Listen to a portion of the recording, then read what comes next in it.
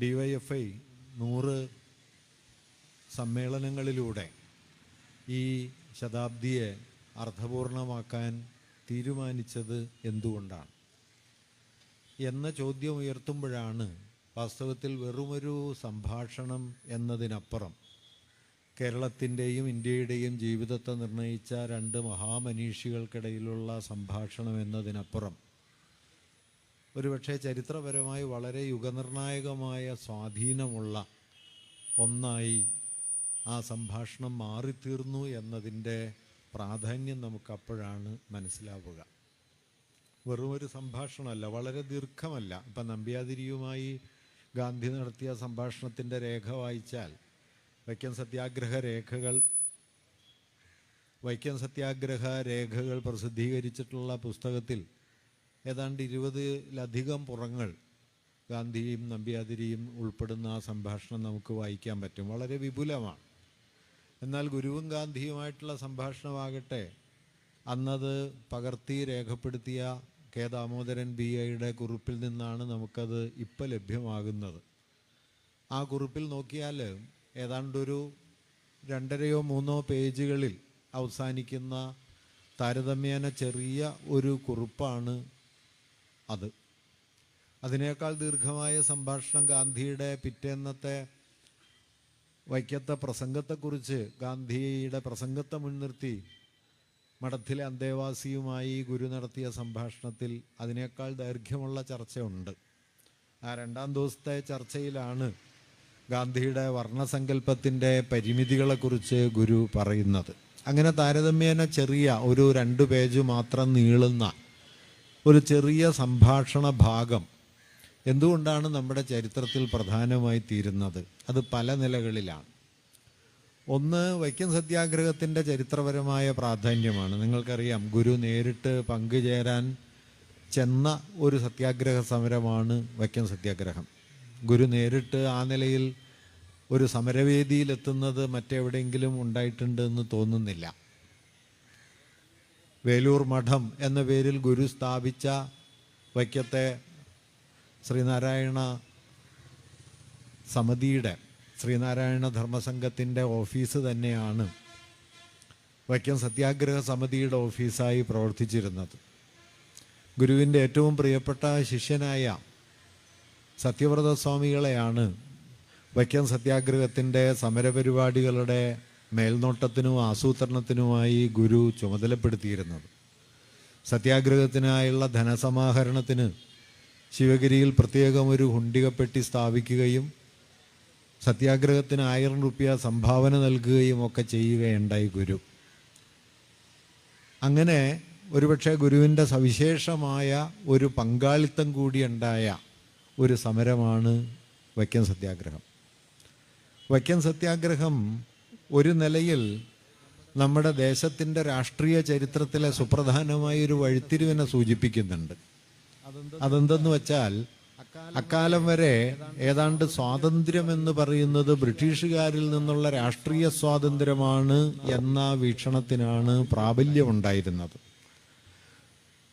Indian ദേശീയ സ്വാതന്ത്ര്യ സമരത്തിൻ്റെ ആദ്യത്തെ 2-3 പതിറ്റാണ്ടെങ്കിലും ബ്രിട്ടനിൽ നിന്നുള്ള രാഷ്ട്രീയ സ്വാതന്ത്ര്യം എന്നതിനപ്പുറം സ്വാതന്ത്ര്യം എന്ന സങ്കല്പത്തെ വികസിക്കാൻ അനുവദിക്കാത്തൊരു നിലപാടും നമ്മുടെ ദേശീയ നേതൃത്വം കൈക്കൊണ്ടിരുന്നു. 1915 ഗാന്ധി ഇന്ത്യയിലെത്തുന്ന സമയത്ത് ഇന്ത്യൻ ദേശീയ പ്രസ്ഥാനത്തിൻ്റെ പ്രധാന നേതാവ് ബാലഗംഗാധര തിലകനാണ്. തിലകനാകട്ടെ അദ്ദേഹത്തോടൊപ്പം ഇന്ത്യൻ ദേശീയ പ്രസ്ഥാനത്തിൻ്റെ നേതൃപദവി കൈയാളിയിരുന്ന ലാലാ ലജ്പത് റായിയോ ബിപിൻ ചന്ദ്രപാലോ അരവിന്ദ ഘോഷോ അങ്ങനെയുള്ള ആരെ നോക്കിയാലും അവരെല്ലാം അടിസ്ഥാനപരമായി ഇന്ത്യ എന്ന ആശയത്തെ തന്നെ മതപരമായ ഒരു അതിർത്തിക്കുള്ളിൽ വച്ചാണ് മനസ്സിലാക്കിയിരുന്നത്. ഇപ്പോൾ ബാലഗംഗാധര തിലകൻ എല്ലാ തരത്തിലുള്ള നവോത്ഥാന ശ്രമങ്ങളോടും വൈമുഖ്യമുള്ള ഒരാളായിരുന്നു. ബാലികാ വിവാഹം നിരോധിക്കണം എന്ന വാദഗതിക്ക് അദ്ദേഹം എതിരായിരുന്നു. വിധവാ വിവാഹം അനുവദിക്കണം എന്ന വാദഗതിക്കും അദ്ദേഹം എതിരായിരുന്നു. ജാതിക്കെതിരായിട്ടുള്ള, അയിത്തത്തിനെതിരായിട്ടുള്ള നിയമനിർമ്മാണങ്ങളൊക്കെ ഇന്ത്യക്കാരുടെ മതപരമായ വിശ്വാസങ്ങളിൽ കടന്നു കയറാനുള്ള ബ്രിട്ടീഷ് പരിശ്രമങ്ങളാണ് എന്ന് പറയുകയും അതിനെതിരെ അദ്ദേഹം മുഖപ്രസംഗമടക്കം എഴുതുകയും ചെയ്തിട്ടുണ്ട്. അങ്ങനെ യാഥാസ്ഥിതികമായ ഒരു ഹിന്ദുമതമൂല്യം എന്ന് പറയുന്നതിനേക്കാൾ ബ്രാഹ്മണ്യത്തിൻ്റെ അതിയാഥാസ്ഥിതികമായൊരു വിശ്വാസത്തിൻ്റെ നടത്തിപ്പുകാരനായി ഒരു ഭാഗത്ത് നിലകൊണ്ടുകൊണ്ടാണ് തിലകൻ ദേശീയ പ്രസ്ഥാനത്തിൻ്റെ വലിയ നേതാവായി ഉയർന്നു വന്നത്. തിലകനോളം കഠിനമായ യാഥാസ്ഥിതികത്വം വച്ചു പുലർത്തിയിട്ടില്ലെങ്കിലും ലാലാ ലജ്പത് റായ് അടക്കമുള്ള ആളുകൾക്കും ഏറിയും കുറഞ്ഞും മതരാഷ്ട്രപരമായൊരു വീക്ഷണമാണ് അന്നുണ്ടായിരുന്നത്. ലാലാ ലജ്പത് റായ് കൊളംബിയ സർവകലാശാലയിൽ ചെന്ന് അംബേദ്കറെ കാണുന്നുണ്ട്. അന്ന് അംബേദ്കർ അവിടെ വിദ്യാർത്ഥിയാണ്. അംബേദ്കറോട് ഇന്ത്യൻ സ്വാതന്ത്ര്യ സമരത്തിൽ പങ്കാളിയാകണം എന്ന് ലജ്പത് റായ് പറയുന്ന സമയത്ത് അംബേദ്കർ അദ്ദേഹത്തോട് പറഞ്ഞത്, 2000 കൊല്ലമായി നിങ്ങൾ ഞങ്ങളെ അടിമകളാക്കി വെച്ചിരിക്കുന്നു, അതിൽ നിങ്ങൾക്ക് പ്രയാസമൊന്നും തോന്നിയില്ല. 150 കൊല്ലം ബ്രിട്ടീഷുകാർ നിങ്ങളെ അടിമകളാക്കിയപ്പോൾ നിങ്ങൾക്ക് സ്വാതന്ത്ര്യം വേണം എന്ന് തോന്നി. ആ സ്വാതന്ത്ര്യത്തിൽ പങ്കെടുക്കാൻ ഞാൻ എന്തായാലും ഇല്ല എന്ന് കൊളംബിയ സർവകലാശാലയിൽ വെച്ച് ലാലാ ലജ്പത് റായിയോട് അംബേദ്കർ മറുപടി പറയുന്നുണ്ട്. ഇത് ഇന്ത്യൻ ദേശീയ പ്രസ്ഥാനത്തിലെ അല്ലെങ്കിൽ ആധുനിക ഇന്ത്യയുടെ സവിശേഷമായ ഒരു പ്രശ്നമാണ്. ഇന്ത്യയെ സംബന്ധിച്ച് സ്വാതന്ത്ര്യം എന്നാൽ എന്താണ്? സ്വാതന്ത്ര്യം എന്നത് ബ്രിട്ടീഷുകാരിൽ നിന്ന് മാത്രമായുള്ളൊരു സ്വാതന്ത്ര്യമല്ല. അംബേദ്കർ അത് പിന്നീട് കൃത്യമായി പറയുന്നുണ്ട്. സാമൂഹിക സ്വാതന്ത്ര്യത്തിൻ്റെ അഭാവത്തിൽ ഇന്ത്യയിലെ രാഷ്ട്രീയ സ്വാതന്ത്ര്യത്തിന് ഒരർത്ഥവുമില്ല. കാരണം ഇന്ത്യയിലെ കോടാനുകോടി മനുഷ്യരെ അസ്വതന്ത്രമാക്കിയ, ഏറ്റവും ദീർഘകാലം അസ്വതന്ത്രമാക്കിയ, ഒരുപക്ഷെ ഇപ്പോഴും തുടരുന്ന അസ്വാതന്ത്ര്യത്തിൻ്റെ രൂപമാണ് ജാതി വ്യവസ്ഥ. ആ ജാതി ബന്ധങ്ങൾക്കും ജാതി മർദ്ദനങ്ങൾക്കും എതിരെ നിലപാടെടുക്കാതെ ബ്രിട്ടീഷുകാരിൽ നിന്നുള്ള രാഷ്ട്രീയ സ്വാതന്ത്ര്യം എന്നതിനെ സ്വാതന്ത്ര്യമായി കാണുന്നതിൽ വലിയ അർത്ഥമൊന്നുമില്ല എന്ന് അംബേദ്കർ അക്കാലം മുതലേ പറയുന്നുണ്ട്. ഗാന്ധിയുടെ ഒരുപക്ഷെ ഗുരു ഗാന്ധിയെ സ്വാധീനിച്ചതുപോലെ അയിത്തോച്ചാടന സമരത്തിലേക്കും ജാതിയെക്കുറിച്ചുള്ള പുനരാലോചനകളിലേക്കും ഗുരു ഗാന്ധിയെ കൊണ്ടുപോയതുപോലെ മർമ്മസ്പർശിയായ ഒരു വഴിത്തിരിവ് ഗാന്ധിയും അംബേദ്കറും തമ്മിൽ നടത്തിയ കൂടിക്കാഴ്ചയിൽ നിന്നും ഗാന്ധിക്ക് കൈവരുന്നുണ്ട്. അത് 2ാം വട്ടമേശ സമ്മേളനത്തിന് പുറപ്പെടുന്നതിൻ്റെ തലേന്ന് 1931 ഓഗസ്റ്റ് 14 ഗാന്ധി അംബേദ്കറുമായി കൂടിക്കാണുന്നുണ്ട്. അംബേദ്കർ ഗാന്ധിയെ ചെന്ന് കാണുന്ന സന്ദർഭമാണ്. അംബേദ്കർ ഒരു ദളിത് നേതാവാണ്, അധകൃതർ എന്ന് വിളിക്കപ്പെടുന്ന ജാതി വിഭാഗത്തിൽപ്പെട്ട ഒരാളാണ് എന്ന് ഗാന്ധിക്ക് അറിയുമായിരുന്നില്ല. അദ്ദേഹം കരുതിയിരുന്നത് കീഴാള ജനതയുടെ വിമോചനത്തിൽ തൽപരനായ സവർണ ജാതിയിൽപ്പെട്ട ആരോ ഒരാളാണ് അംബേദ്കർ എന്നാണ് ആ സമയത്ത് ഗാന്ധി കരുതിയിരുന്നത്. ഗാന്ധി അംബേദ്കറുമായി സംസാരിക്കുകയും അംബേദ്കറോട് ഇന്ത്യൻ സ്വാതന്ത്ര്യത്തെക്കുറിച്ചുള്ള തൻ്റെ ആശയങ്ങളൊക്കെ പങ്കുവയ്ക്കുകയും സംഭാഷണ മധ്യേ താങ്കളുടെ ശ്രമങ്ങൾ നമ്മുടെ മാതൃരാജ്യത്തിൻ്റെ സ്വാതന്ത്ര്യം തടസ്സപ്പെടുത്തും എന്ന് പറയുകയും ചെയ്യുന്നു. അന്ന് അംബേദ്കർ കൂടുതലായിട്ടും ബ്രിട്ടീഷുകാരുമായി സഹകരിക്കാനും കോൺഗ്രസുമായി പലതരത്തിൽ ഭിന്നാഭിപ്രായങ്ങൾ ഉയർത്താനും സന്നദ്ധമായി നിൽക്കുന്ന ഒരു കാലമാണ്. അതുകൂടി മനസ്സിൽ വച്ചിട്ടാണ് ഗാന്ധി ഇപ്രകാരം പറയുന്നത്, താങ്കളുടെ ശ്രമങ്ങൾ നമ്മുടെ മാതൃരാജ്യത്തിൻ്റെ സ്വാതന്ത്ര്യം തടസ്സപ്പെടുത്തും, വൈകിപ്പിക്കും എന്ന് പറഞ്ഞു.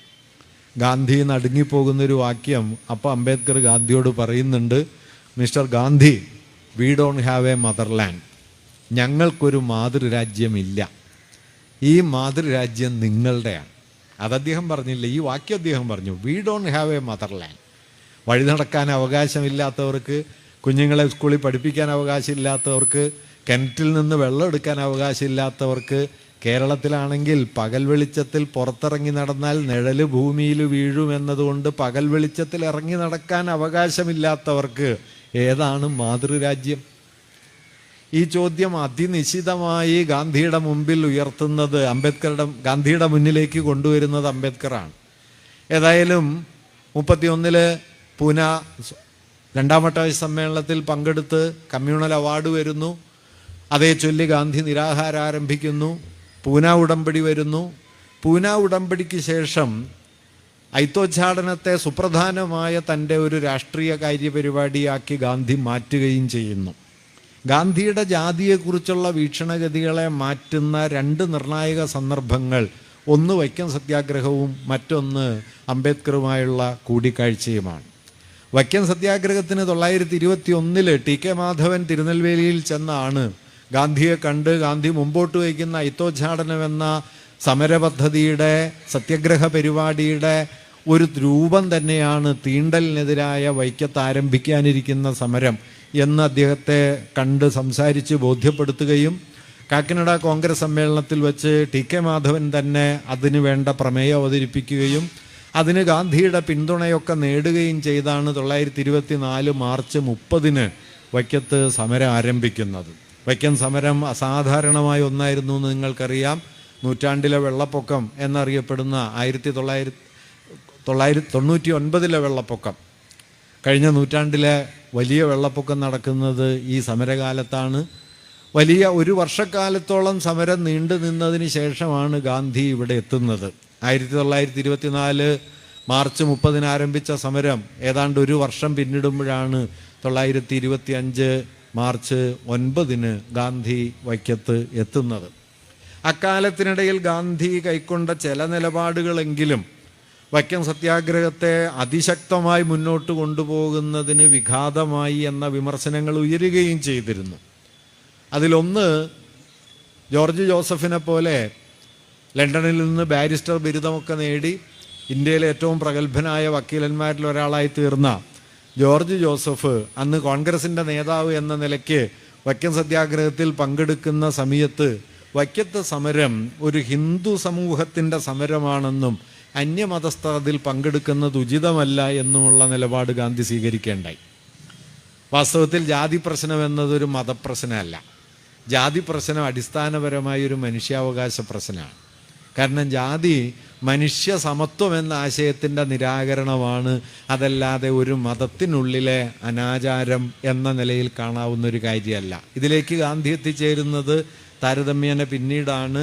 അയിത്തമെന്നത് ജാതിയുടെ ഒരു അകമേയുള്ള തകരാറാണ്, ജാതി അതിൽ തന്നെ ഒരു തെറ്റല്ല എന്നൊരു വീക്ഷണം ഗാന്ധി എടുക്കുന്നുണ്ട്. 1924 25 ഇവിടെ വരുന്ന സമയത്ത് ഈ വനജാക്ഷി മന്ദിരത്തിൻ്റെ മുറ്റത്ത് ഗാന്ധിയും ഗുരുവും തമ്മിൽ നടത്തുന്ന സംഭാഷണ മധ്യേ അവിടെ നിൽക്കുന്നൊരു മാവ് ചൂണ്ടിക്കാണിച്ച് ആ മാവിലെ ഇലകളൊക്കെ പലതരത്തിലല്ലേ, ഒരേ തരമല്ലല്ലോ എന്ന് ഗാന്ധി ഗുരുവിനോട് ചോദിക്കുന്നുണ്ട്. അത് ജാതിക്ക് വേണ്ടിയുള്ളൊരു ന്യായവാദമാണ്. ഗുരു അതിന് വളരെ സമർത്ഥമായൊരു മറുപടി പറഞ്ഞു, ഏതെലയെടുത്ത് പിഴിഞ്ഞു നോക്കിയാലും രസം ഒന്ന് തന്നെയായിരിക്കും എന്ന്. അതുകൊണ്ട് മനുഷ്യനൊന്ന്, ഗാന്ധിയെ സംബന്ധിച്ച് ഗുരുവിൻ്റെ തത്വത്തിൽ ഒരു ജാതി, ഒരു മതം, ഒരു ദൈവം എന്നതിൽ ഒരു ദൈവം എന്നത് ഗാന്ധിക്ക് സ്വീകാര്യമായിരുന്നു. ഒരു ജാതി, ഒരു മതം എന്നതിലേക്കൊക്കെ പിന്നീട് ഗാന്ധി പരിണമിച്ചെത്തുകയാണ് ചെയ്തത്. ഗാന്ധിയുടെ വലിയൊരു മെച്ചം എന്താണെന്ന് വെച്ചാൽ തൻ്റെ ബോധ്യങ്ങളെ തിരുത്താനായിട്ട് ഒരു മടിയില്ലാത്ത ആളായിരുന്നു ഗാന്ധി. അദ്ദേഹത്തിന് പക്ഷേ ബോധ്യപ്പെടണം. ഇപ്പം അദ്ദേഹം ദേശീയതയെക്കുറിച്ചും സ്വാതന്ത്ര്യത്തെക്കുറിച്ചും മതത്തെക്കുറിച്ചും ഒക്കെ എടുത്ത നിലപാടുകൾ പലതരത്തിൽ പരിവർത്തന വിധേയമായതാണ്. 20കളിൽ ഇപ്പോൾ വൈക്കം സത്യാഗ്രഹ സമയത്ത് അദ്ദേഹത്തിൻ്റെ നിലപാട് ജാതിയിൽ തെറ്റൊന്നുമില്ല, ജാതിയുടെ പേരിലുള്ള വിവേചനമാണ് തെറ്റ്, അയിത്തമടക്കമുള്ള ദുരാചാരങ്ങളാണ് തെറ്റ്. ജാതി എന്നത് സാമൂഹികമായ ഒരു സോഷ്യൽ കണ്ടീഷനിങ് ആണ്. ഓരോരുത്തരും ഓരോ തരം തൊഴിലുകൾ ചെയ്യുക, അതിനനുസരിച്ച് പ്രത്യേക വിഭാഗങ്ങളായി നിലനിൽക്കുക. ഇതിനപ്പുറം ജാതിയിൽ എന്തെങ്കിലും തകരാറുണ്ട് എന്ന് ആ ഘട്ടത്തിൽ അദ്ദേഹം കാണുന്നില്ല, 1924-25 ഘട്ടത്തിൽ. പക്ഷെ അദ്ദേഹം മാറി കേട്ടോ. 1936 ഗാന്ധി എഴുതുന്നൊരു ലേഖനത്തിൻ്റെ തലക്കെട്ട് തന്നെ കാസ്റ്റ് ഹാസ് ടു ഗോ എന്നാണ്. ജാതി പോകണം, അയിത്തം മാത്രമായിട്ട് പോകില്ല, ജാതി പോകാതെ അയിത്തം പോകില്ല എന്ന നിലപാടിലേക്ക് ഗാന്ധി എത്തുന്നുണ്ട്. എത്തിയില്ല എന്ന് പറയുന്നത് ശരിയല്ല. ഗാന്ധിയുടെ ഒരു ഗുണം അതാണ്, ഗാന്ധി മാറിക്കൊണ്ടിരിക്കുന്ന ഒരാളാണ്. ആ മാറ്റത്തിന് ഏറ്റവും നിർണായകമായ പ്രേരണയായി തീർന്നൊരു സന്ദർഭമാണ് ഈ ഗുരുവുമായുള്ള കൂടിക്കാഴ്ച. വൈക്കം സത്യാഗ്രഹത്തിൻ്റെ ഒരു പ്രാധാന്യം എന്താണെന്ന് വെച്ച് കഴിഞ്ഞാൽ, ഇങ്ങനെ പുറത്തുനിന്ന് ഹിന്ദുമതത്തിന് പുറത്തുള്ള ആളുകൾ പങ്കെടുക്കുന്നതിനെ ഗാന്ധി വിലക്കുന്നുണ്ട്, കേരളത്തിന് പുറത്തുള്ള ആളുകൾ പങ്കെടുക്കുന്നതിനെയും വിലക്കുന്നുണ്ട്. പഞ്ചാബിൽ നിന്ന് അകാലികൾ വന്നിട്ടുണ്ടായിരുന്നു. അകാലികളാണ് ഭക്ഷണശാല വൈക്കത്ത് കുറേ കാലം നടത്തിയത്. സാന്ദർഭികമായിട്ട് പറയാം, ആ ഭക്ഷണശാല വഴി അകാലികൾ പ്രചരിപ്പിച്ചത് വഴിയാണ് ചപ്പാത്തി കേരളത്തിൽ ഇത്രയും വ്യാപകമായത്. അതുകൊണ്ട് ഇന്നൊരു അകാലി ബന്ധം ചപ്പാത്തി കഴിക്കുമ്പോൾ ഉണ്ട്, ഒരു സത്യാഗ്രഹ ബന്ധവും ഉണ്ട് എന്ന് ഓർത്താലൊരു സന്തോഷം ഉണ്ടാവും. അങ്ങനെ പക്ഷെ ഗാന്ധി സമ്മതിച്ചില്ല. അകാലികൾ കേരളീയർ നടത്തേണ്ട സമരമാണ്, പുറത്തുനിന്ന് ആൾ വരണ്ടെന്ന് പറഞ്ഞ അകാലികളെ അദ്ദേഹം മടക്കി അയക്കുകയുണ്ടായി. അതുപോലെ തന്നെ നിരാഹാരമടക്കമുള്ള സമരത്തിലേക്ക് നീങ്ങുന്നതിനും ഗാന്ധി അനുകൂലമായിരുന്നില്ല. ആ നിലയിൽ ഗാന്ധിയുടെ ശ്രമങ്ങൾ തന്നെ സത്യാഗ്രഹത്തിൻ്റെ ശക്തിപ്പെടലിനെ തടയുന്നുണ്ട് എന്ന വിമർശനമൊക്കെ അക്കാലത്ത് പലരും ഉന്നയിക്കുന്നുണ്ട്. ഇതിൻ്റെ എല്ലാം പശ്ചാത്തലത്തിലാണ് ഗാന്ധി 1925 മാർച്ച് 9 വൈക്കത്ത് വന്നിറങ്ങുന്നത്. 10 അദ്ദേഹം ഞാൻ ഈ നേരത്തെ പറഞ്ഞ ഇണ്ടന്തുരുത്തി മനയിലെ നമ്പ്യാതിരിയുമായി കൂടിക്കാഴ്ച നടത്തുന്നു. ആ ചർച്ചയിൽ അദ്ദേഹം താർക്കികമായി ആ കെട്ടുപാടുകളിൽ പെട്ടുപോകുന്ന സ്ഥിതിയാണ് ഉണ്ടായത്. പിന്നീടാണ് പലതരം പോലീസ് സൂപ്രണ്ടുമായി കൂടിക്കാഴ്ച നടത്തുന്നുണ്ട്, ഇവിടുത്തെ ജില്ലാ മജിസ്ട്രേറ്റുമായി കൂടിക്കാഴ്ച നടത്തുന്നുണ്ട്. അതിൻ്റെ തുടർച്ചയിലാണ് 12-ാം തീയതി ഉച്ചയ്ക്ക് 3:30 മണിക്ക് അദ്ദേഹം ഗുരുവിനെ കാണാനെത്തുന്നത്.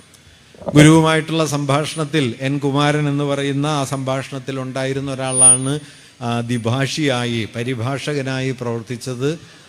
അവർ തമ്മിലുള്ള സംഭാഷണം കെ ദാമോദരൻ BA പിൽക്കാലത്ത് രേഖപ്പെടുത്തി പ്രസിദ്ധീകരിക്കുകയും ചെയ്തിട്ടുണ്ട്. ഗാന്ധി ഗുരുവിനോട് സംഭാഷണം തുടങ്ങുന്നത് ഒരുപക്ഷെ ഗുരുവിന് സത്യാഗ്രഹത്തോട് ചില വിയോജിപ്പുകളുണ്ട് എന്ന അക്കാലത്ത് അന്തരീക്ഷത്തിലുണ്ടായിരുന്ന വാർത്തകളുടെ കൂടി പശ്ചാത്തലത്തിലാണ്. ഗാന്ധി ചോദിക്കുന്നുണ്ട്, വൈക്കത്തെ അയിത്തോച്ചാടന സമരം പര്യാപ്തമാണ്, അതിലെന്തെങ്കിലും മാറ്റം വരുത്തണമെന്ന് സ്വാമിജി കരുതുന്നുണ്ടോ? ഗുരു പറഞ്ഞു, അങ്ങനെ മാറ്റമൊന്നും വരുത്തേണ്ടതില്ല, അത് നന്നായി നടക്കുന്നു എന്നാണ് ഞാൻ കരുതുന്നത്. പിന്നീടാണ് പ്രധാനപ്പെട്ട ഒരു ചോദ്യം ഗാന്ധി ചോദിക്കുന്നത്, അയിത്തോച്ചാടനത്തിന് ഈ സത്യാഗ്രഹം കൂടാതെ മറ്റെന്തെല്ലാമാണ് വേണ്ടത്? അപ്പോഴാണ് ഗുരു പ്രധാനപ്പെട്ട ഒരു കാര്യം പറയുന്നത്. ഗുരുവിനെ സംബന്ധിച്ച് അതൊട്ടും പുതിയ കാര്യമല്ല, എങ്കിലും ഗാന്ധിയോട് അദ്ദേഹം പറയുന്ന ഒരു കാര്യം, ഈ ആളുകൾക്ക് ക്ഷേത്രപ്രവേശനം മാത്രമല്ല, വഴി നടക്കാനുള്ള അവകാശം മാത്രമല്ല, അയിത്തോച്ചാടനം മാത്രമല്ല, ആളുകൾക്ക് സമ്പത്ത് വേണം, ആളുകൾക്ക് വിദ്യാഭ്യാസം വേണം, വിദ്യാഭ്യാസവും ധനവും വേണം.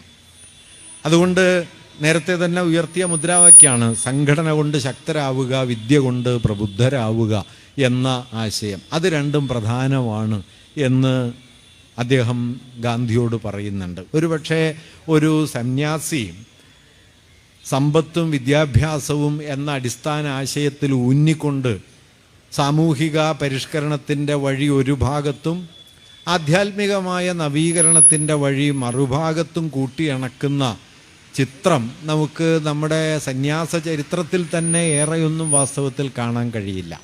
ഗുരു ഉടനീളം അത് ചെയ്യുന്നുണ്ട്. സംഘടന കൊണ്ട് ശക്തരാവുക എന്ന് മലയാളിയോട് ആദ്യം പറയുന്നത് നാരായണ ഗുരുവാണ്. കേരളത്തിൽ ആദ്യം നടന്ന വ്യവസായ പ്രദർശനത്തിൻ്റെ അധ്യക്ഷനായി പ്രവർത്തിച്ചത് നാരായണ ഗുരുവാണ്. ലോകത്ത് നിങ്ങൾക്കൊരു സന്യാസിയും വേറെ ഏതെങ്കിലും ഇൻഡസ്ട്രിയൽ എക്സിബിഷൻ്റെ അധ്യക്ഷനായി പ്രവർത്തിച്ചത് കാണാൻ പറ്റില്ല. ഫ്രഞ്ച് വിപ്ലവത്തിൻ്റെ ശതാബ്ദി പ്രമാണിച്ചാണ് പാരീസിൽ 1889 ലോകത്തെ ആദ്യത്തെ വ്യവസായ പ്രദർശനം നടക്കുന്നത്. പിന്നീട് ഇംഗ്ലണ്ടിൽ ധാരാളം പ്രദർശനങ്ങൾ നടക്കുകയുണ്ടായി.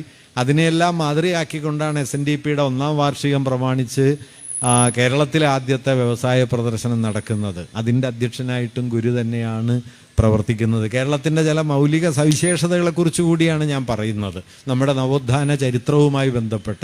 ഇപ്പോൾ ലോകത്തൊരിടത്തും ഒരു പണിമുടക്ക് കൂലിക്കൂടുതലിന് വേണ്ടിയിട്ടോ അല്ലെങ്കിൽ തൊഴിലവകാശ സംരക്ഷണത്തിന് വേണ്ടിയിട്ടോ ഒന്നുമല്ലാതെ ഒരു ജനതയുടെ ചരിത്രത്തിൽ ആദ്യത്തെ പണിമുടക്ക് കുട്ടികളുടെ വിദ്യാഭ്യാസ അവകാശത്തിന് വേണ്ടി നടന്നു എന്നതും കേരളത്തിൻ്റെ പ്രത്യേകതയാണ്. അയ്യങ്കാളി നടത്തിയ സമരമാണ്. വെങ്ങാനൂർ ആ സമരം നടക്കുന്നത് തൊഴിലുറപ്പിന് വേണ്ടിയിട്ടൊന്നുമല്ല, കൂലിക്കൂടുതലിനും വേണ്ടിയിട്ടല്ല. 1.5 കൊല്ലത്തെ സമരം നടന്നത് പുലയ കുട്ടികളുടെ വിദ്യാഭ്യാസം ഉറപ്പാക്കണം എന്ന് ആവശ്യപ്പെട്ടുകൊണ്ടാണ്. കേരളം എങ്ങനെ കേരളമായി തീർന്നു എന്നതിൻ്റെ കൂടി ചരിത്രം വാസ്തവത്തിൽ അതിൻ്റെ പിന്നിലുണ്ട്. ഈ സംഭാഷണത്തിൻ്റെ ആദ്യ ഭാഗത്തിന് ശേഷമാണ് ഗുരുവുമായുള്ള ചർച്ചയിൽ ഗാന്ധി 2-3 പ്രധാനപ്പെട്ട ചോദ്യങ്ങൾ ചോദിക്കുന്നുണ്ട്. അതിലൊന്ന് ഇന്ന് വളരെ പ്രസിദ്ധമായി തീർന്ന ചോദ്യമാണ്, ഹിന്ദുമതം മോക്ഷത്തിന് പര്യാപ്തമാണെന്ന് അങ്ങ് കരുതുന്നില്ലേ എന്ന് ചോദിക്കുന്നു. വാസ്തവത്തിൽ ഒരു yes or no ക്വസ്റ്റ്യനാണ്. ഉണ്ടെന്നോ ഇല്ലെന്നോ പറഞ്ഞാൽ മതി. ഗുരു അത് രണ്ടുമല്ല പറഞ്ഞത്. ഗുരു പറഞ്ഞത് മറ്റു മതങ്ങളിലും മോക്ഷമാർഗങ്ങളുണ്ടല്ലോ എന്നാണ്. അത് ഗുരുവിൻ്റെ വളരെ പ്രധാനപ്പെട്ട ഒരു പൊസിഷനാണ്. പല മതസാരവും ഏകമെന്ന് 1924 സർവമത സമ്മേളനത്തിൽ ഉയർന്നൊരു മുദ്രാവാക്യമല്ല. അതിന് 30 കൊല്ലം മുമ്പ് തന്നെ ആത്മോപദേശതകത്തിൽ ആ ആശയമുണ്ട്, പല മതസാരവും ഏകം. ഇതൊക്കെ വലിയ കാര്യങ്ങളാണ് കേട്ടോ. കാരണം 19-ാം നൂറ്റാണ്ട് അവസാനമൊക്കെ കേരളത്തിലും ഇന്ത്യയിലും ലോകത്ത് തന്നെയും നടക്കുന്ന മതസംവാദങ്ങളിൽ ഏറ്റവും കൂടുതൽ ഉയർന്നു കേൾക്കുന്നത് അവരവരുടെ മതം ശരി, മറ്റുള്ളവരുടെ മതം തെറ്റ് എന്ന വാദമാണ്. എല്ലാ മതസംവാദങ്ങളും സ്വമത സമർത്ഥനവും പരമത ഖണ്ഡനവുമാണ്. കേരളത്തിൻ്റെ നവോത്ഥാന ചരിത്രത്തിലും അത്തരം ആശയങ്ങൾ എത്രയെങ്കിലും കാണാം. നമ്മുടെ ചട്ടമ്പിസ്വാമി ക്രിസ്തുമതച്ഛേദനം എഴുതുന്നുണ്ട്. സനാവുള്ള മക്തി തങ്ങൾ കഠോര കുഠാരം എന്ന പേരിലാണ് ക്രിസ്തുമതത്തിനെതിരെ ഒരു പുസ്തകം എഴുതുന്നത്. പേര് കേട്ടാൽ തന്നെ ഒരാൾ ബോധം കെട്ടു വീഴും. അമ്മാതിരി പേരാണ്, കഠോര കുഠാരം എന്നാണ്. അത് അന്നത്തെ ഒരു പൊതുരീതിയാണ്. ഗുരുവിലെത്തുമ്പോൾ നമ്മൾ കാണുന്നൊരു കാര്യം എന്ന് വെച്ച് കഴിഞ്ഞാൽ അങ്ങനെ ഒരു സ്വമത സമർത്ഥനവുമില്ല, പരമത ഖണ്ഡനവുമില്ല. മറിച്ച് എല്ലാ മതങ്ങളും സാരവത്തായ ചില കാര്യങ്ങൾ പറയുന്നു. മതങ്ങളുടെ ആചാരാനുഷ്ഠാനപരമായ ഉപരിതലമല്ല, അതിൻ്റെ ധാർമ്മികമായ മൂല്യതലമാണ് പ്രധാനം. അതുകൊണ്ട് ആ മൂല്യതലത്തെ മതമായി കണ്ട് മതങ്ങൾ പരസ്പര പൂരകമായി പ്രവർത്തിക്കുകയാണ് വേണ്ടത്, നിലകൊള്ളുകയാണ് വേണ്ടത്. അല്ലാതെ ഒന്ന് മറ്റൊന്നിനെ പുറന്തള്ളുന്ന മട്ടിൽ മതങ്ങളുടെ ബാഹ്യരൂപങ്ങളിലല്ല ഭ്രമിക്കേണ്ടത് എന്ന് ഗുരു പല നിലയ്ക്ക് അന്നു മുതലേ സൂചിപ്പിക്കുന്നുണ്ട്. ആ സൂചനയുടെ ആവിഷ്കാരം കൂടിയായിരുന്നു 24-ലെ സർവ്വമത സമ്മേളനം. അതുതന്നെയാണ് ഗാന്ധിയുടെ ചോദ്യത്തിനുള്ള ഉത്തരമായിട്ടും ഗുരു പറഞ്ഞത്. മറ്റു മതങ്ങളിലും മോക്ഷമാർഗങ്ങളുണ്ടല്ലോ. ഗാന്ധിക്ക് പക്ഷേ ആ ഉത്തരം കൊണ്ട് തൃപ്തിയായില്ല. ഗാന്ധി ചോദ്യം വീണ്ടും ആവർത്തിക്കുന്നുണ്ട്. മറ്റു മതങ്ങളുടെ കാര്യം ഇരിക്കട്ടെ, ഹിന്ദു മതത്തിൻ്റെ കാര്യമാണ് നാം ചോദിച്ചത്. അപ്പോൾ ഗുരു പറഞ്ഞു, ഹിന്ദുമതവും പര്യാപ്തം തന്നെ, മോക്ഷത്തിന് ഹിന്ദുമതവും പര്യാപ്തം തന്നെ. പക്ഷെ അവിടെയും ഗുരു നിർത്തുന്നില്ല കേട്ടോ. പിന്നാലെ ഗുരു പറഞ്ഞത് ജനങ്ങൾ പക്ഷേ കൂടുതലായി ആഗ്രഹിക്കുന്നത് ലൗകികമായ സ്വാതന്ത്ര്യം കൂടിയാണ്. ലൗകിക സ്വാതന്ത്ര്യം എന്നതുകൊണ്ട് ഗുരു അർത്ഥമാക്കുന്നത് ജാതി ബന്ധങ്ങളും മതവിദ്വേഷങ്ങളും ഒക്കെ ഉണ്ടാക്കുന്ന അസമത്വങ്ങളില്ലാതെ മനുഷ്യർക്ക്, അദ്ദേഹത്തിൻ്റെ ഭാഷയിൽ പറഞ്ഞാൽ സോദരത്വേന വസിക്കാൻ കഴിയുന്ന ഒരു സ്ഥിതി. ആ ലൗകിക സ്വാതന്ത്ര്യം ഇല്ലാതെ ആധ്യാത്മികമായ മോക്ഷത്തിൻ്റെ വഴി മാത്രം പ്രദാനം ചെയ്യുന്നു എന്നത് കൊണ്ട് മാത്രം ഒരു ജനതയ്ക്ക് ഭദ്രമായ ജീവിതം നയിക്കാൻ കഴിയില്ല. ജനങ്ങൾ ലൗകിക സ്വാതന്ത്ര്യം കൂടിയാണ് ആഗ്രഹിക്കുന്നത് എന്ന് ഗുരു ഗാന്ധിയോട് പറയുന്നുണ്ട്. ഗാന്ധി അപ്പോൾ പറയുന്നത്, അതിനായാണല്ലോ നാം ശ്രമിച്ചുകൊണ്ടിരിക്കുന്നത്, ഞാൻ ശ്രമിച്ചുകൊണ്ടിരിക്കുന്നത്. ഗുരു കുറച്ചൊരു അമർത്തിയ ഫലിതം കൂടി ചേർത്ത് പറയുന്നത്, ഇന്നത്തെ നില ആലോചിച്ചാൽ അങ്ങ് പല ജന്മം ജനിക്കേണ്ടി വരും എന്ന് ഗുരു അതിനോട് പറയുന്നുണ്ട്. അത് പറഞ്ഞിട്ട് 100 കൊല്ലമായി. 100ാം വാർഷിക ദിനത്തിൽ നാം കൂടൽമാണിക്യത്തെക്കുറിച്ച് പറയുമ്പോൾ ഗാന്ധി ഇനി എത്ര ജന്മങ്ങൾ കൂടി ജനിക്കണം എന്ന ഓർമ്മ കൂടി വാസ്തവത്തിലുണ്ട്. കഴകക്കാരനായിട്ട് ഒരു അബ്രാഹ്മണനെ പറ്റില്ല എന്ന് പറയുകയും ആ പ്രശ്നം വരുമ്പോൾ അതുവരെയുള്ള എല്ലാ ദൈവവിശ്വാസവും അസ്തമിക്കുകയും പെട്ടെന്ന് ക്ഷേത്രം അടച്ച് വീട്ടിൽ പോകാൻ തോന്നുകയും ചെയ്യുന്ന, ദൈവത്തെക്കാൾ വലുതാണ് ജാതി എന്ന് വിചാരിക്കുന്നവരാണ് കേട്ടോ ഇവരൊക്കെ. അതുകൊണ്ടാണ് ഇത് വേണ്ടെന്ന് വെച്ച് പോകുന്നത്. അല്ലാതെ ദൈവമൊന്നുമല്ല ഇത്. ദൈവത്തിൻ്റെ കഥയുമില്ല. ദൈവത്തിൻ്റെ മറപറ്റിയുള്ള ഒരു ഏർപ്പാടാണ്. പണ്ട് പഴയൊരു ശ്ലോകമുണ്ട്. എന്താണ്? ദൈവാധീനം ജഗത് സർവം മന്ത്രാധീനം തു ദൈവതം തൽമന്ത്രം ബ്രാഹ്മണാധീനം എന്ന് പറഞ്ഞിട്ട്, അതായത് പ്രപഞ്ചം മുഴുവൻ ഈശ്വരൻ്റെ അധീനത്തിലാണ്. ആ ഈശ്വരനാകട്ടെ മന്ത്രത്തിന് അധീനമാണ്, മന്ത്രമാകട്ടെ ബ്രാഹ്മണന് അധീനമാണ്. അതുകൊണ്ട് ബ്രാഹ്മണോ മമ ദൈവതം എന്നൊരു ശ്ലോകമുണ്ട്. വീട്ടിൽ പട്ടതിരിപ്പാട് ആ ശ്ലോകത്തെക്കുറിച്ച് പറഞ്ഞൊരു വാക്യം, ഏതോ മനക്കല കാര്യസ്ഥൻ്റെ വായ്നാറ്റമുള്ള ശ്ലോകമാണ് എന്ന് പറഞ്ഞ്. ഈ മനക്കല കാര്യസ്ഥൻ്റെ വായ്നാറ്റം ഇപ്പോഴും പോയിട്ടില്ല. ആ വായ്നാറ്റമായിട്ട് സച്ചിദാനന്ദ സ്വാമി പറഞ്ഞതാണ്, ശുദ്ധീകരിക്കേണ്ടത് ഈ ബ്രാഹ്മണരുടെ മനസ്സാണ്, അല്ലാതെ ക്ഷേത്രമൊന്നുമല്ല ശുദ്ധീകരിക്കേണ്ടത്, ഈ ബ്രാഹ്മണരുടെ. അങ്ങനെ പുറമേ പറയാൻ പറ്റാത്തതുകൊണ്ടാണ് കേട്ടോ. ഉള്ളിലുള്ള ആളുകൾ ഈ പരിസരത്തും പഞ്ചായത്തിലൊക്കെ ഉണ്ടാവും. അല്ലാതെ അവിടെ മാത്രമുള്ള ഒരു ഏർപ്പാടാണ് ഇതൊന്നും തെറ്റിദ്ധരിക്കണ്ട. ഇത് വ്യാപകമായിട്ടുണ്ട്. അതുകൊണ്ട് അന്ന് ഗുരു പറഞ്ഞത്, ഇന്നത്തെ നില ആലോചിച്ചാൽ അങ്ങ് ഇനിയും ജനിക്കേണ്ടി വരും. അതിനിടയിൽ ലൗകിക സ്വാതന്ത്ര്യത്തിന് മതപരിവർത്തനം ആവശ്യമാണോ എന്നൊരു ചോദ്യവും ഗാന്ധി ഉന്നയിക്കുന്നുണ്ട്. അത് അതിലെ 3ാമത്തെ ഒരു പ്രശ്നമാണ്. ഇപ്പോൾ ഗുരു പറയുന്നു, മതപരിവർത്തനം വേണമെന്ന് ഞാൻ കരുതുന്നില്ല, പക്ഷേ മതപരിവർത്തനമുള്ളവർക്ക് ലൗകിക സ്വാതന്ത്ര്യം ലഭിച്ചു വരുന്നതായി കാണുന്നുണ്ട്. അതുകൊണ്ട് ആളുകൾ മതപരിവർത്തനത്തിന് മുതിർന്നേക്കാം. ഈ ഒരു കാര്യവും വാസ്തവത്തിൽ കേരളത്തെ സംബന്ധിച്ച വളരെ പ്രധാനപ്പെട്ടൊരു കാര്യമായിരുന്നു. തെക്കൻ തിരുവിതാംകൂറിലൊക്കെ വലിയ തോതിൽ മതപരിവർത്തനം ഒരു ഘട്ടത്തിൽ അരങ്ങേറിയതിൻ്റെ കാരണം ജാതിമർദ്ദനത്തിൽ നിന്ന് പുറത്തു കടക്കാനുള്ള പ്രധാനപ്പെട്ട വഴികളിലൊന്നായിട്ട് മതപരിവർത്തനം അക്കാലത്ത് മാറിയിരുന്നു എന്നതുകൊണ്ടാണ്. ഈ മതപരിവർത്തനം അല്ലാതെ അന്യമതങ്ങളുടെ ആശയാവലികളൊക്കെ പഠിച്ച് അതിലെ ദൈവസങ്കല്പം ഇതിനേക്കാൾ മെച്ചപ്പെട്ടതാണ്, തത്വശാസ്ത്രപരമായി ആ മതം കുറെ കൂടി മഹിമയുള്ളതാണെന്നൊന്നും മനസ്സിലാക്കിയിട്ടല്ല. മനുഷ്യരെ പോലെ ജീവിക്കാൻ കുറച്ചുകൂടി അവസരം മതം മാറിയാൽ കിട്ടുമെന്ന് തോന്നിയ സമയത്ത് ആളുകൾ മതം മാറി, അത്രയേ ഉള്ളൂ. അങ്ങനെ പക്ഷേ ഈ കാര്യം ഗുരു എടുത്ത് പറയുന്നുണ്ട്. ഞാൻ പറഞ്ഞെന്താണെന്ന് വെച്ച് കഴിഞ്ഞാൽ, മതത്തെ സംബന്ധിക്കുന്ന ചോദ്യങ്ങൾ കേവലം മതത്തെ മാത്രം സംബന്ധിക്കുന്ന ചോദ്യങ്ങളല്ലെന്നും അത് മനുഷ്യജീവിതത്തിൻ്റെ അടിസ്ഥാന ആശയങ്ങളോട് ബന്ധപ്പെടുത്തി തന്നെ വേണം മനസ്സിലാക്കേണ്ടത് എന്നും വാസ്തവത്തിൽ ഗുരു അന്ന് ഗാന്ധിയോട് പല രൂപത്തിൽ പറയുന്നുണ്ട്. മോക്ഷം മാത്രം പോരാ, വിദ്യാഭ്യാസം വേണം, സമ്പത്ത് വേണം, തൊഴിൽ വേണം. മോക്ഷത്തിന് ഒരു മതം മാത്രമല്ല, എല്ലാ മതങ്ങളും വേണം. ആധ്യാത്മിക മോക്ഷത്തിനുള്ള വഴി മാത്രം പോരാ, ലൗകികമായ സ്വാതന്ത്ര്യം വേണം. ആ ലൗകിക സ്വാതന്ത്ര്യം ചിലപ്പോഴെങ്കിലും മതപരിവർത്തനം വഴി ലഭ്യമാകുന്നുമുണ്ട്. ഇങ്ങനെ കേരളീയ സമൂഹത്തെ അന്ന് വലയം ചെയ്തിരുന്ന അടിസ്ഥാനപരമായ സാമൂഹിക പ്രശ്നങ്ങളെ, അതിൻ്റെ സൂചനകളെ, അതിൻ്റെ പരിഹാരത്തിൻ്റെ അനിവാര്യതയെ ഒക്കെ ഗാന്ധിയോടുള്ള സംഭാഷണ മധ്യത്തിൽ പല രൂപത്തിൽ സൂചിപ്പിച്ചുകൊണ്ടാണ് വാസ്തവത്തിൽ ഗുരു തൻ്റെ സംസാരം അവസാനിപ്പിക്കുന്നത്. അങ്ങയുടെ സ്ഥാപനത്തിൽ എല്ലാ ജാതി വിഭാഗക്കാരെയും ഉൾപ്പെടുത്തിയിട്ടുണ്ടോ എന്ന് ഗാന്ധി ചോദിക്കുന്നുണ്ട്. ഉൾപ്പെടുത്തിയിട്ടുണ്ട്. അവരെ എല്ലാവരെയും ഒരുപോലെ പരിഗണിക്കുന്നുണ്ട്. എല്ലാവർക്കും വിദ്യാഭ്യാസം നൽകി വരുന്നുണ്ട്. എല്ലാവർക്കും ക്ഷേത്രത്തിൽ ആരാധിക്കാനുള്ള അർഹതയുണ്ട് എന്നെല്ലാം ഗുരു പറയുകയും വളരെ സന്തോഷം എന്ന് പറഞ്ഞ് ആ സംഭാഷണം അവസാനിക്കുകയാണ് ചെയ്തത്.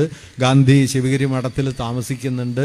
അതേക്കുറിച്ചുള്ള ഒരു വിവരണത്തിൽ കാണുന്നത്, അവിടെയുള്ള അധസ്ഥിതരെന്ന് വിളിക്കപ്പെട്ട വിഭാഗത്തിലെ കുട്ടികൾ ഉപനിഷത്ത് മന്ത്രങ്ങളും മറ്റും വളരെ വൃത്തിയായി ആലപിക്കുന്നത് കേട്ട് അദ്ദേഹം വളരെ അത്ഭുതപ്പെട്ടു എന്നും അത് അദ്ദേഹത്തെ വലിയ തോതിൽ പുതിയൊരു തെളിച്ചത്തിലേക്ക് കൊണ്ടുപോയി എന്നുമൊക്കെയാണ്.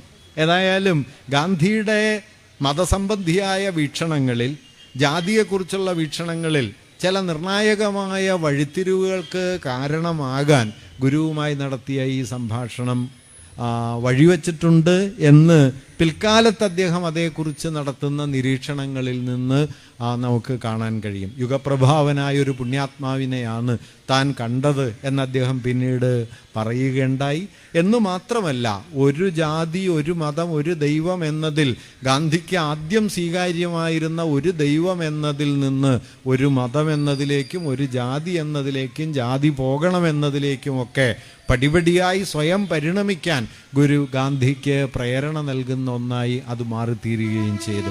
ഈ പ്രേരണയ്ക്ക് വലിയ പ്രാധാന്യമുണ്ട്. കാരണം ഈ പ്രേരണയാണ് ഒരർത്ഥത്തിൽ 1920കളുടെ തുടക്കത്തിൽ ഹിന്ദുമതത്തിൻ്റെ അടിസ്ഥാനത്തിൽ ഉയർന്നു വന്ന ഒരു ദേശീയതാ സങ്കല്പത്തെ, ഹിന്ദുമതത്തിൻ്റെ സാംസ്കാരിക ഭൂതകാലത്തെ മുൻനിർത്തുന്ന ഒരു രാഷ്ട്രസങ്കല്പത്തെ നിരസിച്ച് മതനിരപേക്ഷമായ ഒരു ആധുനിക രാഷ്ട്രസങ്കല്പത്തിലേക്ക് എത്തിച്ചേരുന്നതിൻ്റെ പ്രധാനപ്പെട്ട ഒരു അടിസ്ഥാനമായി തീർന്നത്.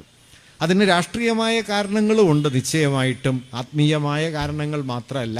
കാരണം ഇന്ത്യയിലെ ഇത്രയും വലിയൊരു ജനവിഭാഗത്തെ അന്യവൽക്കരിച്ചുകൊണ്ട് ഒരു രാഷ്ട്രം എന്ന നിലയ്ക്ക് ഇന്ത്യക്ക് നിലനിൽക്കാൻ കഴിയില്ല എന്നത് വ്യക്തമായിരുന്നു. അതുകൂടി ഉൾച്ചേർത്തിട്ടാണ് ഗാന്ധി ഹിന്ദു മുസ്ലിം ഐക്യം എന്നത് ഇന്ത്യൻ ദേശീയതയുടെ പ്രധാനപ്പെട്ട ആധാരങ്ങളിൽ ഒന്നാക്കി മാറ്റിയത്. പക്ഷേ കേവലമായ ഒരു രാഷ്ട്രീയ തന്ത്രം എന്നതിനപ്പുറം മതങ്ങളുടെ സാരത്തിൽ ഏതാണ്ട് ചേർച്ചയുണ്ട്. മതം ഗുരു പറഞ്ഞതുപോലെ പല മതസാരവും ഏകം എന്നതിലേക്ക് എത്തിച്ചേരാൻ കഴിയുമെന്ന ബോധ്യം ഗാന്ധിയിൽ രൂപപ്പെടുത്തുന്നതിൽ ഗുരുവുമായുള്ള അദ്ദേഹത്തിൻ്റെ കൂടിക്കാഴ്ച പങ്കുവഹിച്ചിട്ടുണ്ട് എന്ന് തിരിഞ്ഞു നോക്കിയാൽ നമുക്ക് കാണാൻ കഴിയും. എന്നു മാത്രമല്ല, ഈ കൂടിക്കാഴ്ചയെ തുടർന്ന് 10-ാം തീയതി വൈകുന്നേരം ഗാന്ധി വൈക്കത്ത് പ്രസംഗിക്കുന്നുണ്ട്. 20,000-ഓളം ആളുകൾ ആ സമ്മേളനത്തിൽ അന്ന് പങ്കെടുക്കുന്നുണ്ട്. ഗാന്ധിയുടെ വലിയ 9-ാം തീയതി അദ്ദേഹം ഒന്നും സംസാരിക്കുന്നില്ല. 9-ാം തീയതി തിങ്കളാഴ്ചയാണ്. തിങ്കളാഴ്ച ഗാന്ധിയുടെ മൗനവ്രതത്തിൻ്റെ ദിവസമാണ്. 10-ാം തീയതിയാണ് ഗാന്ധി അവിടെ സംസാരിക്കുന്നത്. ആ സംഭാഷണത്തിന് ശേഷം അതിനെ മുൻനിർത്തി ഗുരു അദ്ദേഹത്തിലെ ശിവഗിരി മഠത്തിൽ അന്തേവാസികളിൽ ഒരാളുമായിട്ട് നടത്തിയ സംഭാഷണത്തിൽ ചില കാര്യങ്ങൾ സൂചിപ്പിക്കുന്നുണ്ട്. അവിടെയാണ് ഗാന്ധിയുടെ വർണ്ണസങ്കല്പത്തിൻ്റെ ചില പരിമിതികളെ ഗുരു ചൂണ്ടിക്കാണിക്കുന്നതും അതിൻ്റെ പോരായ്മകളെ മറികടക്കേണ്ടതിൻ്റെ ആവശ്യകത വ്യക്തമാക്കുന്നതും. വർണ്ണം ശരിയാണ്, ഗുണകർമ്മ വിഭാഗശ എന്നാണല്ലോ. ഗുണകർമ്മങ്ങളെ അടിസ്ഥാനമാക്കി താൻ തന്നെ സൃഷ്ടിച്ചതാണ് വർണ്ണഭേദം, ബ്രാഹ്മണൻ, ക്ഷത്രിയൻ, വൈശ്യൻ, ശൂദ്രൻ എന്നിങ്ങനെയുള്ള വർണ്ണസങ്കല്പമൊക്കെ ഗുണകർമ്മങ്ങളെ അടിസ്ഥാനമാക്കി താനായി തന്നെ സൃഷ്ടിച്ചതാണെന്ന് ശ്രീകൃഷ്ണൻ്റെ വാക്യം നിങ്ങൾക്ക് ഭഗവത്ഗീതയിൽ കാണാൻ പറ്റും. അതുകൊണ്ട് വർണ്ണം എന്നത് മാനുഷികമായ പ്രവൃത്തികളെ മുൻനിർത്തുന്ന ഒരു വിഭജന യുക്തിയാണ്. അതിനപ്പുറം വർണ്ണത്തിൽ ദോഷകരമായി ഒന്നുമില്ല എന്ന ഒരു കാഴ്ചപ്പാട് ഗാന്ധി ആദ്യം മുതലേ വച്ചു പുലർത്തിയിരുന്നു. ഇതേക്കുറിച്ചുള്ള സംഭാഷണത്തിൽ ഗുരു ചൂണ്ടിക്കാണിക്കുന്ന ഒരു കാര്യം, പക്ഷേ ഗുണകർമ്മങ്ങളിൽ സ്ഥായിയായ ഒന്നുമില്ല. ഗുണകർമ്മങ്ങൾ എന്ന് പറയുന്നത് മനുഷ്യരുടെ പ്രവൃത്തിയിൽ ഇത് മാറി മാറി വരാവുന്നതാണ്. അതുകൊണ്ട് ഗുണകർമ്മങ്ങൾ സ്ഥായിയായ ഒന്നല്ല എന്നിരിക്കെ വർണ്ണം എങ്ങനെ നിശ്ചയിക്കാൻ കഴിയും? ഒരുപക്ഷെ ഞാൻ കരുതുന്നത് നമ്മുടെ നവോത്ഥാന ചിന്തകരിൽ ഈ ഗുണകർമ്മങ്ങൾ എന്നതിൻ്റെ ചിരസ്ഥായിത്വമില്ലായ്മയെ മുൻനിർത്തി വർണ്ണസങ്കല്പത്തെ നിരസിക്കാൻ മുതിർന്ന മിക്കവാറും ഒരേ ഒരു സന്യാസി ഗുരുവാണ്. ശ്രീരാമകൃഷ്ണനാകട്ടെ വിവേകാനന്ദനാകട്ടെ ഇവരാരും ജാതി വിവേചനത്തെയൊക്കെ നിരസിക്കുന്നുണ്ടെങ്കിലും വർണ്ണം എന്ന അടിസ്ഥാന സങ്കല്പത്തെ, ഒരുപക്ഷെ ബ്രാഹ്മണ്യത്തിൻ്റെ ആധാര തത്വമാണല്ലോ വേദങ്ങളിലെ, പ്രത്യേകിച്ചും ഋഗ്വേദത്തിലെ പുരുഷ സൂക്തത്തിലാണ് വിരാട് പുരുഷൻ്റെ മുഖത്ത് നിന്ന് ബ്രാഹ്മണനും, ബാഹുക്കളിൽ നിന്ന് ക്ഷത്രിയനും, തുടയിൽ നിന്ന് ഊരുക്കളിൽ നിന്ന് വൈശ്യനും, പാദത്തിൽ നിന്ന് ശൂദ്രനും ജനിച്ചു എന്നിങ്ങനെ ഉള്ള ശ്ലോകമുള്ളത്. ആ ശ്ലോകത്തെ മുൻനിർത്തിയാണ് വർണ്ണസങ്കല്പം തന്നെ നിലനിൽക്കുന്നത്. അതുകൊണ്ട് ബ്രാഹ്മണ്യത്തിൻ്റെയും വൈദികമായ മതധാരണയുടെയും ഉള്ളിൽ ഈ വർണ്ണവിവേചനം എന്നത് അടിസ്ഥാനപരമായി നിലനിൽക്കുന്നുണ്ട്. അതിന് പിന്നീട് ഗുണകർമ്മങ്ങൾ എന്നെല്ലാമുള്ള വിശദീകരണങ്ങൾ വന്നെങ്കിലും ഗുരു മാത്രമാണ് ഒരു നിലയ്ക്ക് അതിനൊരു ചിരസ്ഥായിത്വം ഇല്ലെന്നും അതുകൊണ്ട് തന്നെ വർണ്ണത്തെ മുൻനിർത്തുന്ന ഒരു വിഭജന യുക്തി സ്വീകാര്യമല്ല എന്നും പറയുന്നത്. ജാതി തൊഴിൽ വിഭജനം മാത്രമാണ്, ഒരേ തൊഴിൽ പരിശീലിച്ചാൽ അതിൽ വൈദഗ്ധ്യം വരും എന്നെല്ലാമുള്ള വാദത്തെയും ഗുരു ആ സംഭാഷണത്തിൽ നിശിതമായിട്ട് ഖണ്ഡിക്കുന്നുണ്ട്.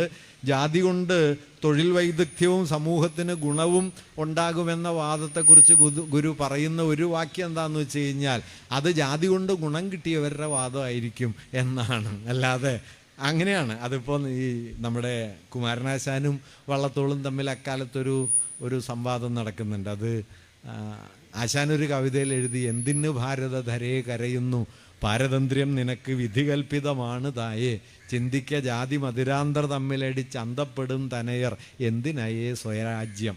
ജാതിയുടെ പേരിൽ തമ്മിലടിച്ച് മരിക്കുന്ന മക്കളുള്ളൊരു രാജ്യത്തിന് എന്തിനാണ് സ്വാതന്ത്ര്യം എന്ന ഒരു ചോദ്യം ആശാൻ ആ കവിതയിൽ ഉന്നയിക്കുന്നുണ്ട്. വള്ളത്തോളപ്പം അതിനൊരു മറുപടി എഴുതി. വള്ളത്തോൾ ദേശീയവാദിയാണ്. വള്ളത്തോൾ ആ കവിതയുടെ പേരും ഒരു മറുപടി എന്ന് തന്നെയാണ്. ആ കവിതയിലാണ് വള്ളത്തോൾ പറഞ്ഞത്, സോദരർ തമ്മിലെ പോരൊരു പോരല്ല, സൗഹൃദത്തിൻ്റെ കലങ്ങി മറിയലാം. സഹോദരന്മാർ തമ്മിൽ വീട്ടിൽ വഴക്കുണ്ടായാൽ അതിനൊരു യുദ്ധമായിട്ടൊന്നും കാണണ്ട, മറിച്ച് സഹോദരന്മാർക്കിടയിലുള്ള ഒരു വഴക്കായിട്ട് കണ്ടാലും മതി, അത് പരിഹരിക്കാവുന്ന കാര്യമേ ഉള്ളൂ എന്ന മട്ടിൽ വള്ളത്തോൾ അതിന് മറുപടി എഴുതുകയുണ്ടായി. വാസ്തവത്തിൽ അതിന് പറ്റണ എന്താണെന്ന് വെച്ച് കഴിഞ്ഞാൽ വള്ളത്തോൾ അടി കണ്ട ആളാണ്, കുമാരനാശാൻ അടി കൊണ്ട ആളാണ്. ആ വ്യത്യാസം ചെറിയ വ്യത്യാസമല്ല. കൊണ്ട ആൾക്ക് ഇതിലൊരു സാഹോദര്യം തോന്നില്ല, കണ്ട ആൾക്ക് ചിലപ്പോൾ സാഹോദര്യം എന്നൊക്കെ തോന്നിക്കൂടായികയും ഇല്ല. എന്തായാലും ഇത് തന്നെ അംബേദ്കർ പറഞ്ഞതും. കാരണം എല്ലാ കുട്ടികളും ബെഞ്ചിലിരുന്ന് പഠിക്കുമ്പോൾ തനിക്ക് ഇരിക്കാനുള്ള ചാക്കുമായിട്ട് വന്ന് ആ ചാക്ക് മൂലയ്ക്ക് വിരിച്ച് നിലത്തിരുന്നിട്ടാണ് അംബേദ്കർ സ്കൂളിൽ പഠിക്കുന്നത്. അതുകൊണ്ട് ജാതി എന്താണെന്നുള്ളത് സാഹോദര്യമാണെന്നൊക്കെ പറഞ്ഞു കഴിഞ്ഞാൽ മനസ്സിലാവാൻ പ്രയാസമുള്ള ഒന്നാണല്ലോ ഈ നിലത്തുള്ള ഇരിപ്പ്. പൊതുക്കിണറ്റിൽ നിന്ന് വെള്ളം കുടിച്ചുകൂടാ, അതുകൊണ്ട് കുടിക്കാനുള്ള വെള്ളം, വായൊഴുകാനുള്ള വെള്ളം എല്ലാം വീട്ടിൽ നിന്ന് കൊണ്ടുവരണം. അങ്ങനെ പഠിച്ച ഒരാൾക്ക് ജാതി സാഹോദര്യമാണ്, അതിലെ ചെറിയ വഴക്കാണ് എന്നെല്ലാം പറഞ്ഞു കഴിഞ്ഞാൽ അത് മനസ്സിലാവാൻ പ്രയാസമാണ്. ഇതൊന്നും ഇല്ലാത്ത ആളുകൾക്ക് സാഹോദര്യമാണെന്ന് പറഞ്ഞു കഴിഞ്ഞാൽ സന്തോഷമായിട്ട് പിരിഞ്ഞു പോവാം. എന്തായാലും ഈ ഒരു അടിസ്ഥാന പ്രശ്നത്തെ ഞാൻ പറഞ്ഞത് എന്താണെന്ന് വെച്ച് കഴിഞ്ഞാൽ, ഇന്ത്യൻ സമൂഹത്തെ സംബന്ധിച്ച് സ്വാതന്ത്ര്യം എന്ന് പറയുന്നത്, സമത്വം എന്ന് പറയുന്നത് ബ്രിട്ടീഷുകാരിൽ നിന്നുള്ള രാഷ്ട്രീയ സ്വാതന്ത്ര്യത്തിലൂടെ മാത്രം കൈവരുന്ന ഒന്നല്ലെന്നും രാഷ്ട്രീയ സ്വാതന്ത്ര്യത്തെക്കാൾ പ്രധാനമായ ഒരു സ്വാതന്ത്ര്യ തലം ഇന്ത്യയെ സംബന്ധിച്ച് സാമൂഹിക സ്വാതന്ത്ര്യത്തിൻ്റെതാണ്. ആ സാമൂഹിക സ്വാതന്ത്ര്യം ജാതിക്കെതിരായ നിരന്തരമായ സമരത്തിലൂടെ, ജാതി നിർമൂലനത്തിലൂടെ സാധ്യമാകുന്ന ഒന്നാണ്. അതുകൊണ്ടാണ് ഒരു ജാതി എന്നത് ഗുരുവിൻ്റെ പ്രമാണങ്ങളിൽ ഒന്നാമത്തതായി തീർന്നത്. ഒരു ദൈവമല്ല, ഒരു ദൈവമൊക്കെ മൂന്നാമത് വരുന്നുണ്ട്. ഒരു ജാതി എന്നത് സ്ഥാപിക്കാതെ മനുഷ്യാന്തസ്സിനെയോ മാനുഷികമായ സമത്വത്തെയോ ഇന്ത്യയിൽ സ്ഥാപിക്കുക സാധ്യമായിരുന്നില്ല. ഈ ഒരാശയത്തെ ഒരുപക്ഷെ ദേശീയ പ്രസ്ഥാനത്തിൻ്റെ രാഷ്ട്രീയ സമര ചരിത്രവുമായി ആദ്യം കൂട്ടിയിണക്കുന്ന ഒരു വേദിയാണ് വൈക്കം സത്യാഗ്രഹം. ഗുരു ആ സമരത്തിൽ പങ്കെടുക്കുന്നതിൻ്റെ നിർണായകമായ ഒരു പ്രാധാന്യവും അതുതന്നെയാണ്. ആ ആശയത്തെ പക്ഷേ ഗാന്ധി പിന്നീട് ഏറ്റെടുക്കുകയും ഞാൻ നേരത്തെ പറഞ്ഞതുപോലെ ഐത്തോച്ചാടനത്തെ തൻ്റെ രാഷ്ട്രീയ കാര്യപരിപാടിയുടെ കേന്ദ്രമാക്കി മാറ്റുകയും മതങ്ങൾ വ്യത്യസ്തമാണ് എന്ന വീക്ഷണത്തിൽ നിന്ന് മതങ്ങൾ ഒന്ന് തന്നെയാണ് എന്ന വീക്ഷണത്തിലേക്ക് പടിപടിയായി എത്തിച്ചേരുകയും ചെയ്തു. ഞാനൊരു ഉത്തമനായ ഹിന്ദു ആയതുകൊണ്ട് ഞാനൊരു ഉത്തമനായ മുസൽമാനും ഉത്തമനായ ക്രിസ്ത്യാനിയുമാണ് എന്ന് ഗാന്ധി പിന്നീട് പറയുന്നുണ്ട്. പരമേശ പവിത്രപുത്രനോ കരുണാവാൻ നബി മുത്തുരത്നമോ എന്ന് നിങ്ങൾക്ക് 1915 കാലത്ത് തന്നെ അനുകമ്പാ ദശകത്തിൽ വായിക്കാൻ പറ്റും. അവിടേക്ക് ഗാന്ധി എത്തി എന്നു മാത്രമല്ല, വാസ്തവത്തിൽ ഗാന്ധിയുടെ വധത്തിലേക്ക് നയിച്ച പ്രശ്നങ്ങളെ നോക്കിയാൽ ഗാന്ധിയുടെ വധം 1948 ജനുവരി 30 ആകസ്മികമായി സംഭവിച്ചതല്ല.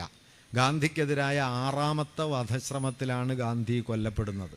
1935 ബോംബെയിൽ വെച്ചിട്ടാണ്, പൂനെയിൽ വെച്ചിട്ടാണ് ഗാന്ധിക്കെതിരെ ആദ്യത്തെ വധശ്രമം നടക്കുന്നത്. ഗാന്ധി വരുന്നു എന്ന് കരുതിയ കാറിന് നേരെ ചിത്പാവൻ ബ്രാഹ്മണർ, ആ ബ്രാഹ്മണരിൽ ഒരാളാണ് ഗോഡ്സെ, ആ ബ്രാഹ്മണരിൽപ്പെട്ട വേറൊരാളാണ് സവർക്കർ, ആ ബ്രാഹ്മണരിൽപ്പെട്ട മൂന്നാമതൊരാളാണ് നാരായണാപ്തെ. ഇവരൊക്കെ അന്നും ഉണ്ട്, ബൊമ്പറിയാനല്ല. പക്ഷേ ചിത്പാവൻ ബ്രാഹ്മണർ എന്ന് പറയുന്നതിൻ്റെ ഒരു ചരിത്രം ഞാൻ പറയുകയാണ്. അവർ ഗാന്ധിക്കെതിരെ തിരിയുന്നതിൻ്റെ അടിസ്ഥാന കാരണം 30കളോടെ, പ്രത്യേകിച്ചും 2ാം വട്ടമേശ സമ്മേളനം കഴിഞ്ഞ് തിരിച്ചെത്തിയതിന് ശേഷം ഇന്ത്യൻ സ്വാതന്ത്ര്യത്തിൻ്റെ അടിസ്ഥാന പ്രശ്നം ജാതീയമായ വിവേചനങ്ങൾ അവസാനിപ്പിക്കലാണ് എന്ന നിലപാടിലേക്ക് ഗാന്ധി എത്തി.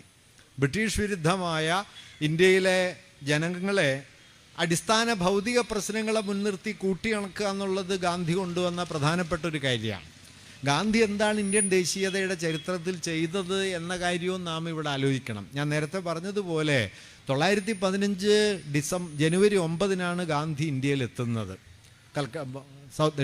ലണ്ടനിൽ നിന്ന് പുറപ്പെട്ട് അദ്ദേഹം അതിനു മുമ്പ് ഇന്ത്യൻ ജീവിതത്തെക്കുറിച്ച് വളരെ കുറച്ച് അറിവ് മാത്രമുള്ള ഒരാളാണ്. അത്ഭുതകരമായ ഒരു കാര്യമാണ് കേട്ടോ ഗാന്ധിയെ സംബന്ധിച്ച്. കാരണം 1869 ജനിച്ച ഗാന്ധി 20ാം വയസ്സാകുന്നതിന് മുമ്പ് അദ്ദേഹം ലണ്ടനിലേക്ക് പോയി. 1888 അവസാനം അദ്ദേഹം ലണ്ടനിലേക്ക് പോയി. 92 വരെ അദ്ദേഹം ലണ്ടനിൽ പഠിക്കുകയും 91 വരെ അദ്ദേഹം ബിരുദത്തിനായി പഠിക്കുകയും ബിരുദമൊക്കെ നേടി ഇവിടെ തിരിച്ചു വന്ന് ബോംബെയിലും അതുപോലെ സൂററ്റിലുമൊക്കെ വക്കീലായി പ്രാക്ടീസ് ചെയ്യുകയും അദ്ദേഹം ഒരു പരാജയപ്പെട്ട വക്കീലായിരുന്നു. അദ്ദേഹത്തിനൊരു വിജയമൊന്നും നേടാൻ കഴിഞ്ഞില്ല. അതിനെ തുടർന്നാണ് അദ്ദേഹം ദക്ഷിണാഫ്രിക്കയിലേക്ക് ഒരു കമ്പനിയുടെ കണക്കെഴുത്ത് പരിപാടിയുമായി പോവുകയും അവിടെ വെച്ച് അവിടുത്തെ ഇന്ത്യക്കാരുടെ അവകാശങ്ങൾക്ക് വേണ്ടിയുള്ള സമരങ്ങളിൽ വലിയ തോതിൽ പങ്കുചേരുകയും ഒക്കെ ചെയ്യുന്നത്. അപ്പോഴും ഗാന്ധിയുടെ വീക്ഷണങ്ങൾക്ക് പരിമിതിയുണ്ട്.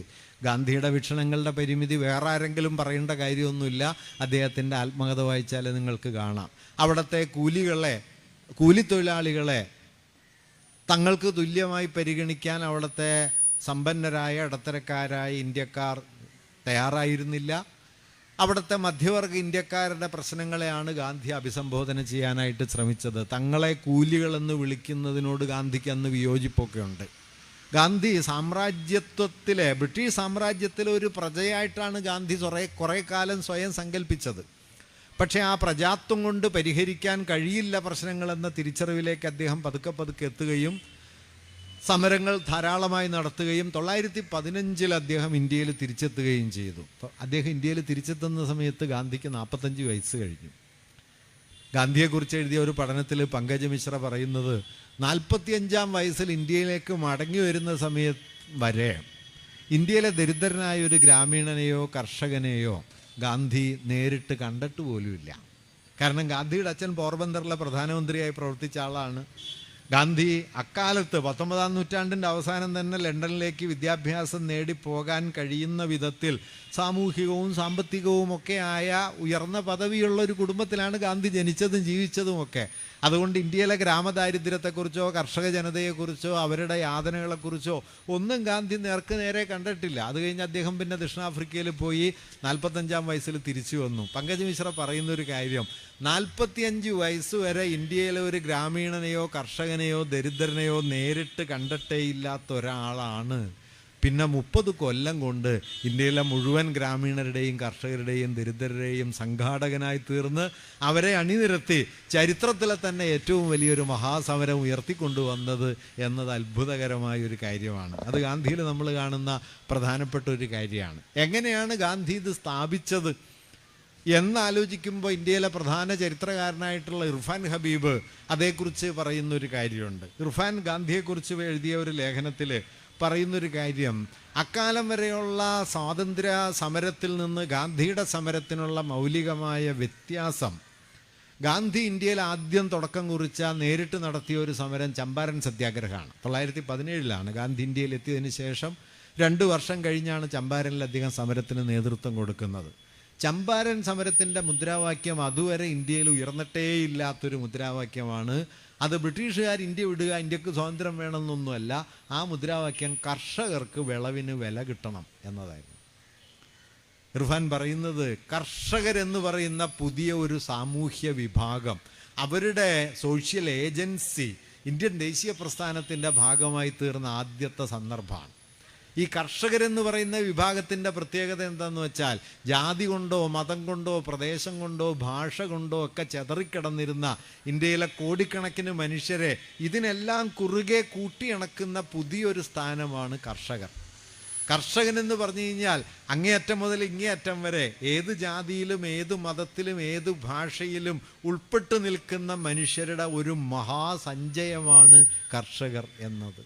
ഇങ്ങനെ ജാതിക്കും മതത്തിനും ഭാഷയ്ക്കും സംസ്കാരത്തിനും ഒക്കെ കുറുകെ പോകുന്ന പുതിയ തരം മുദ്രാവാക്യങ്ങൾ കണ്ടെടുക്കാനും ആ മുദ്രാവാക്യങ്ങളെ മുൻനിർത്തി രാഷ്ട്രീയ സമരം സംഘടിപ്പിക്കാനും അതുവഴി സ്വാതന്ത്ര്യമെന്ന് പറയുന്നതിനെ ഇന്ത്യയിലെ ഏറ്റവും അവസാനത്തെ മനുഷ്യൻ്റെ സാമൂഹ്യ അന്തസ്സ് എന്നതുമായി ബന്ധിപ്പിക്കാനും ഗാന്ധിക്ക് കഴിഞ്ഞു. ഇർഫാൻ ഹബീബ് അതേക്കുറിച്ച് എഴുതുന്നൊരു വാക്യം എന്താണെന്ന് വെച്ചാൽ, അമൂർത്തമായ രാഷ്ട്രീയ മുദ്രാവാക്യങ്ങൾക്ക് പകരം മൂർത്തമായ ഭൗതിക പ്രശ്നങ്ങളിൽ നിന്ന് സമരം തുടങ്ങണം എന്ന ഇടതുപക്ഷ തന്ത്രം ഇന്ത്യയിൽ ഏറ്റവും ഫലപ്രദമായി ആദ്യം പ്രയോഗിച്ചത് ഗാന്ധിയാണെന്ന്. ഗാന്ധി സ്വയം ഇടതുപക്ഷമൊന്നും അവകാശപ്പെട്ടിട്ടില്ല.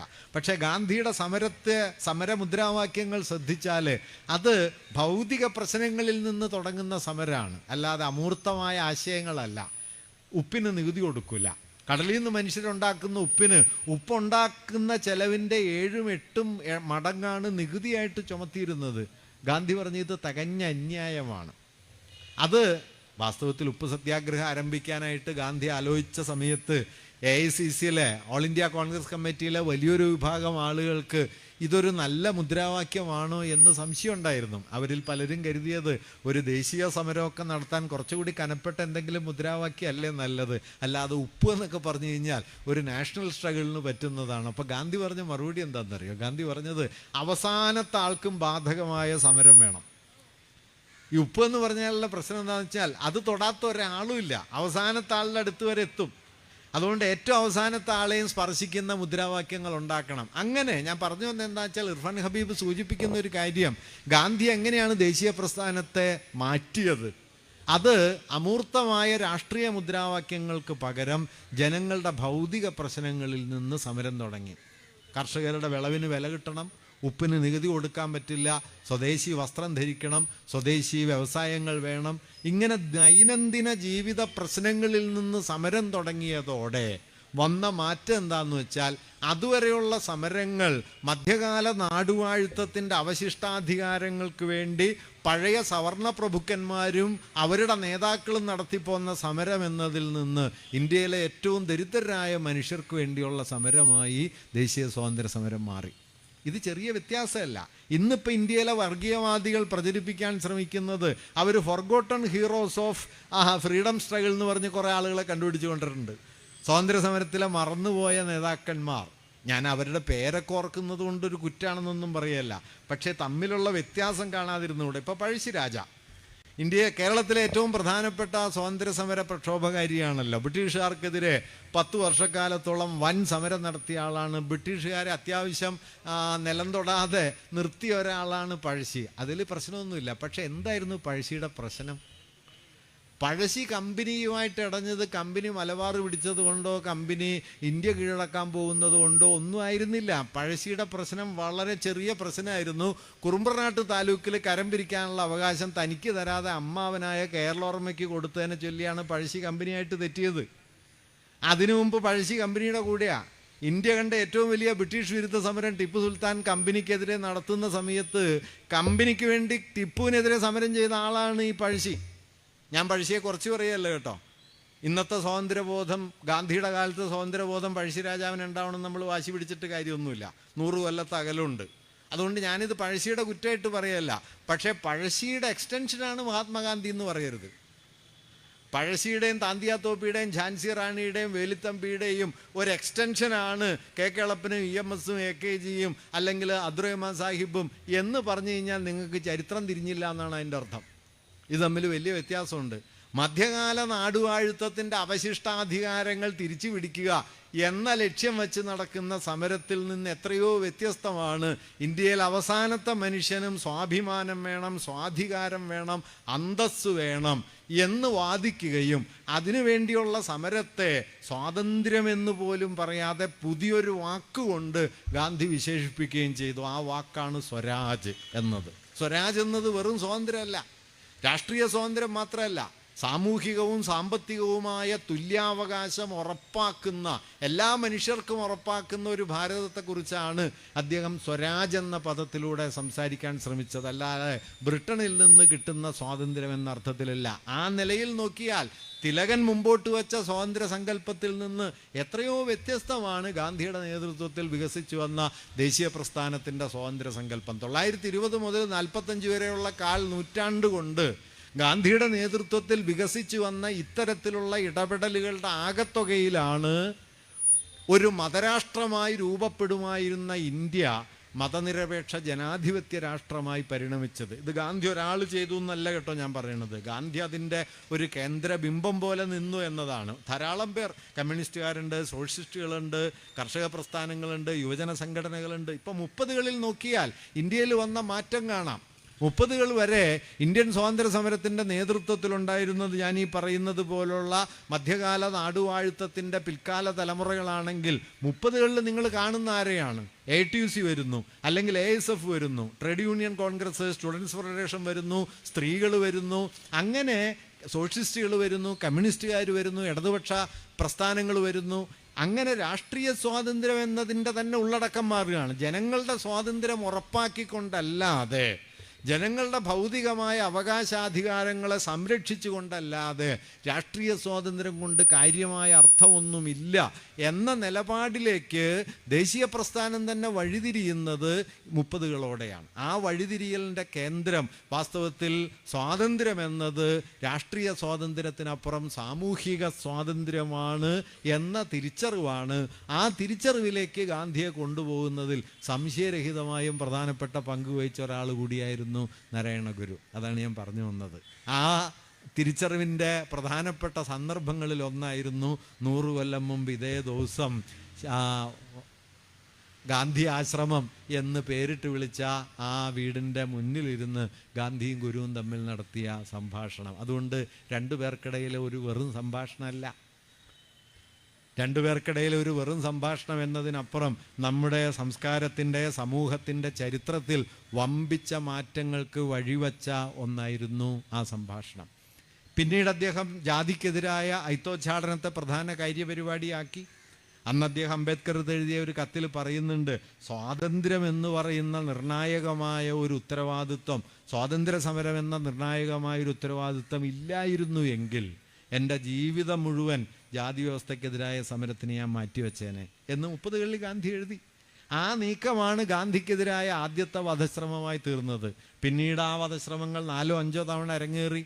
45 ക്യാബിനറ്റ് മിഷൻ വരികയും 46 ക്യാബിനറ്റ് മിഷൻ വരികയും ഇന്ത്യ പാക് വിഭജനം ഉറപ്പാവുകയും ചെയ്തതോടെ ഇന്ത്യ മാരകമായൊരു അപകടത്തിലേക്ക് നീങ്ങുന്നു എന്ന് ഗാന്ധി അപ്പം തന്നെ തിരിച്ചറിയുന്നുണ്ട്. കാരണം ജനങ്ങൾക്കിടയിൽ ഭീമാകാരമായൊരു വർഗീയ വിഭജനം വരുമെന്നും അന്ന് ഭരണാധികാരികൾ പ്രതീക്ഷിച്ചതുപോലെ അതിർത്തി ഗ്രാമങ്ങളിലെ 5-6 ലക്ഷം ആളുകൾ അങ്ങോട്ടും ഇങ്ങോട്ടും മാറേണ്ടി വരും എന്നതിനപ്പുറം വിഭജനം കൊണ്ടൊന്നും സംഭവിക്കില്ല എന്നാണ് പൊതുവിൽ എല്ലാവരും കരുതിയത്. പക്ഷേ വിഭജനം നടന്നു കഴിഞ്ഞപ്പോൾ 5-6 ലക്ഷം എന്നതിൽ നിന്ന് അത് മാറി ഏതാണ്ട് 2 കോടി ആളുകൾ അഭയാർത്ഥികളായി. എത്ര പേർ കൊല്ലപ്പെട്ടു എന്നതിന് ഒരു കണക്കുമില്ല. ഇന്ത്യയിൽ നിന്ന് ലാഹോറിലേക്ക് തിങ്ങി നിറഞ്ഞ് പുറപ്പെട്ട തീവണ്ടികൾ അവിടെ എത്തുമ്പോൾ 10% പേർ പോലും ജീവനോടെ ബാക്കിയില്ല, ശവങ്ങൾ മാത്രമാണ്. ലാഹോറിൽ നിന്ന് ഡൽഹിയിലേക്ക് തിരിച്ചിതുപോലെ ശവവണ്ടികളാണ് വന്നത്. അങ്ങനെ വിഭജനമെന്ന് പറയുന്നത് ഇന്ത്യയിൽ മാരകമായ വർഗീയ വിപത്തായി തീർന്നു. പോലീസും പട്ടാളവും വർഗീയതയുടെ പിടിയിൽപ്പെട്ടു. ഗാന്ധി 1948 സെപ്റ്റംബർ 9 ഗാന്ധി ഡൽഹിയിലെത്തുന്നത് കൽക്കട്ടയിൽ നിന്ന്. കൽക്കട്ടയിലെ 3 ദിവസത്തെ നിരാഹാരം കൊണ്ട് കൽക്കട്ടയെ പിടിച്ചു കെട്ടിയിട്ടാണ് ഗാന്ധി സെപ്റ്റംബർ 4 നിരാഹാരം അവസാനിപ്പിച്ച് 7 അവിടെ നിന്ന് പുറപ്പെട്ട് 9 അദ്ദേഹം ഡൽഹിയിലെത്തി. കൽക്കട്ടയിൽ അദ്ദേഹം നടത്തിയ നിരാഹാരം അത്ഭുതകരമായ ഒന്നായിരുന്നു കേട്ടോ. 47 ഓഗസ്റ്റ് 15 സ്വാതന്ത്ര്യം കിട്ടുന്ന ദിവസം ഗാന്ധി ബേലിയ ഘട്ട് എന്ന് പറയുന്ന കൽക്കട്ടയ്ക്ക് കുറച്ച് അകലത്തിലുള്ള ഒരു ഗ്രാമത്തിലാണ്. അവിടെ ഹൈദറി മൻസിൽ എന്നു പേരായ ഇടിഞ്ഞു പൊളിഞ്ഞൊരു മുസ്ലിം ഭവനത്തിലാണ് അദ്ദേഹം അന്ന് രാത്രി തങ്ങിയത്. കുറേ ദിവസങ്ങൾ അദ്ദേഹം അവിടെയായിരുന്നു. അന്ന് രാത്രി ശാന്തമായിരുന്നു. കൽക്കട്ട പൊതുവെ ആ ദിവസങ്ങളിലൊക്കെ ശാന്തമായിരുന്നു. ഹിന്ദുക്കളും മുസ്ലിങ്ങളും പൊതുവായ ആഘോഷങ്ങളിലൊക്കെ പങ്കുചേരുന്നുണ്ടായിരുന്നു. ഗാന്ധി അതിൽ സന്തുഷ്ടനുമായിരുന്നു. പക്ഷേ 31 രാത്രി ഗാന്ധിയുടെ വീട് ആക്രമിക്കപ്പെട്ടു. രാത്രി 2 മണിയോടെ ഗാന്ധിയുടെ വീടിന് നേരെ വലിയ അക്രമി സംഘം വന്നു ചേർന്നു, വീട് ആക്രമിച്ചു. ശബ്ദം കേട്ട് ഗാന്ധി പുറത്തു വന്നു. ഗാന്ധിക്ക് നേരെ ലാത്തിയും കല്ലും ഒക്കെ വലിച്ചെറിയപ്പെട്ടു. ഗാന്ധിയുടെ ശിരസിനടുത്തുകൂടെ ഒരു വലിയ ലാത്തി മൂളിക്കൊണ്ട് കടന്നു പോവുകയും ചെയ്തു. ഗാന്ധിയുടെ അനുയായികൾക്ക് പരിക്കേറ്റു. പോലീസ് വന്നാണ് ഈ സംഘത്തെ എല്ലാം പിരിച്ചുവിട്ടത്. അന്ന് ഒറ്റ ദിവസം രാത്രി കൽക്കട്ടയിൽ 50-ലധികം പേര് കൊല്ലപ്പെട്ടു. ഓഗസ്റ്റ് 31 1 രാവിലെ ഗാന്ധി നിരാഹാരം തുടങ്ങി. ആരോടും പറയാതെ ഗാന്ധി 1 രാവിലെ നിരാഹാരം തുടങ്ങി. 4 ദിവസത്തെ നിരാഹാരം കൊണ്ട് കൽക്കട്ടയെ അദ്ദേഹം ശാന്തമാക്കി. കൽക്കത്ത മിറാക്കിൾ എന്നാണ് പിന്നീട് ആ സംഭവം അറിയപ്പെട്ടത്. മൗണ്ട് ബാറ്റൻ അതിനുശേഷം ഗാന്ധിക്ക് എഴുതുന്ന ഒരു വാക്യമുണ്ട്. മൗണ്ട് ബാറ്റൻ ആ കത്തിൽ എഴുതിയത്, പഞ്ചാബിൽ ഞങ്ങളുടെ സൈന്യത്തിൽ 65,000-ലധികം പട്ടാളക്കാരും എന്നിട്ടും എണ്ണിയാൽ തീരാത്ത അത്രയും കബന്ധങ്ങളുമാണ് ഞങ്ങൾക്കുണ്ടായിരുന്നത്. കൽക്കട്ടയിൽ ഞങ്ങളുടെ സൈന്യത്തിൽ ഒരാൾ മാത്രമേ ഉണ്ടായിരുന്നുള്ളൂ. എങ്കിലും കൽക്കട്ട ശാന്തമായി. അതുകൂടിയായിരുന്നു കേട്ടോ ഗാന്ധി. നമ്മൾ ഇന്ന് ഗാന്ധി എന്ന് പറയുമ്പോൾ 78 വയസ്സായ 50 റാത്തിൽ തൂക്കമില്ലാത്ത മരിക്കാറായ ഒരു വൃദ്ധൻ എന്ന് തോന്നുമെങ്കിലും 65,000 പട്ടാളക്കാര് എല്ലാ പ്രയാസവും സഹിച്ചിട്ടും നടത്താൻ പറ്റാത്ത ഒരു കാര്യം 3 ദിവസം നിരാഹാരം കിടന്ന് ഗാന്ധി സാധിച്ചെടുത്തു. കൽക്കട്ടയെ ഗാന്ധി തിരിച്ചു വിളിച്ചു. രാജഗോപാലാചാരി പിന്നീട് അതേക്കുറിച്ച് പറയും. ഗാന്ധി സ്വന്തം ജീവിതത്തിൽ ഒരുപാട് അത്ഭുതങ്ങൾ ചെയ്തിട്ടുണ്ട്. പക്ഷേ കൽക്കട്ടയെ തിരിച്ചു പിടിച്ചതുപോലെ ഒരു അത്ഭുതം ഗാന്ധിയുടെ ജീവിതത്തിൽ വേറെയില്ല.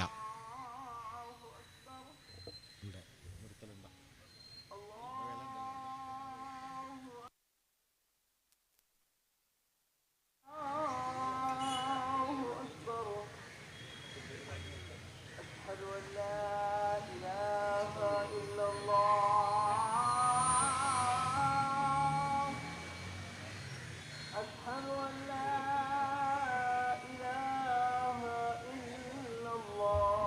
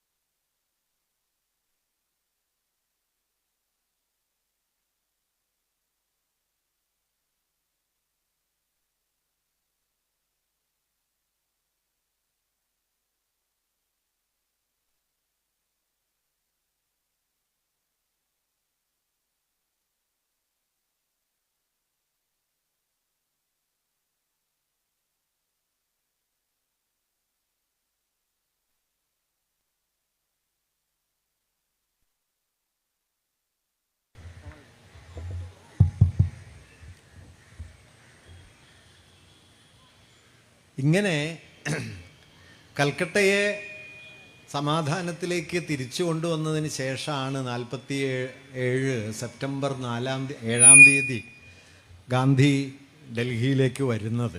വാസ്തവത്തിൽ ഗാന്ധി ഡൽഹിയിലേക്കല്ല വന്നത്, അദ്ദേഹം പഞ്ചാബിലേക്ക് പോകാൻ വേണ്ടിയിട്ടാണ് വന്നത്. പഞ്ചാബ് കലാപകലുഷിതമായിരുന്നു, അത് തടയാൻ വേണ്ടി കൂടിയാണ് ഗാന്ധി പഞ്ചാബിലേക്ക് പോകാൻ വന്നത്. എങ്കിലും ഡൽഹിയിൽ വന്നപ്പോൾ ഡൽഹി കലാപത്തിൻ്റെ പിടിയിലായിരുന്നു. പിന്നെ മരണം വരെ 144 ദിവസം ഗാന്ധി ഡൽഹിയിൽ തങ്ങി. ആ 144 ദിവസം അദ്ദേഹം നടത്തിയ നിരന്തരമായ ശ്രമങ്ങൾ കൊണ്ടാണ് വാസ്തവത്തിൽ ഡൽഹിയെ തിരിച്ചു പിടിക്കാൻ കഴിഞ്ഞത്. ഡൽഹിയെ മാത്രമല്ല കേട്ടോ, ഒരു നിലയ്ക്ക് ഇന്ത്യയെ. കാരണം അന്ന് ഇന്ത്യ ഏതാണ്ട് വർഗീയമായി വിഭജിതമായിരുന്നു.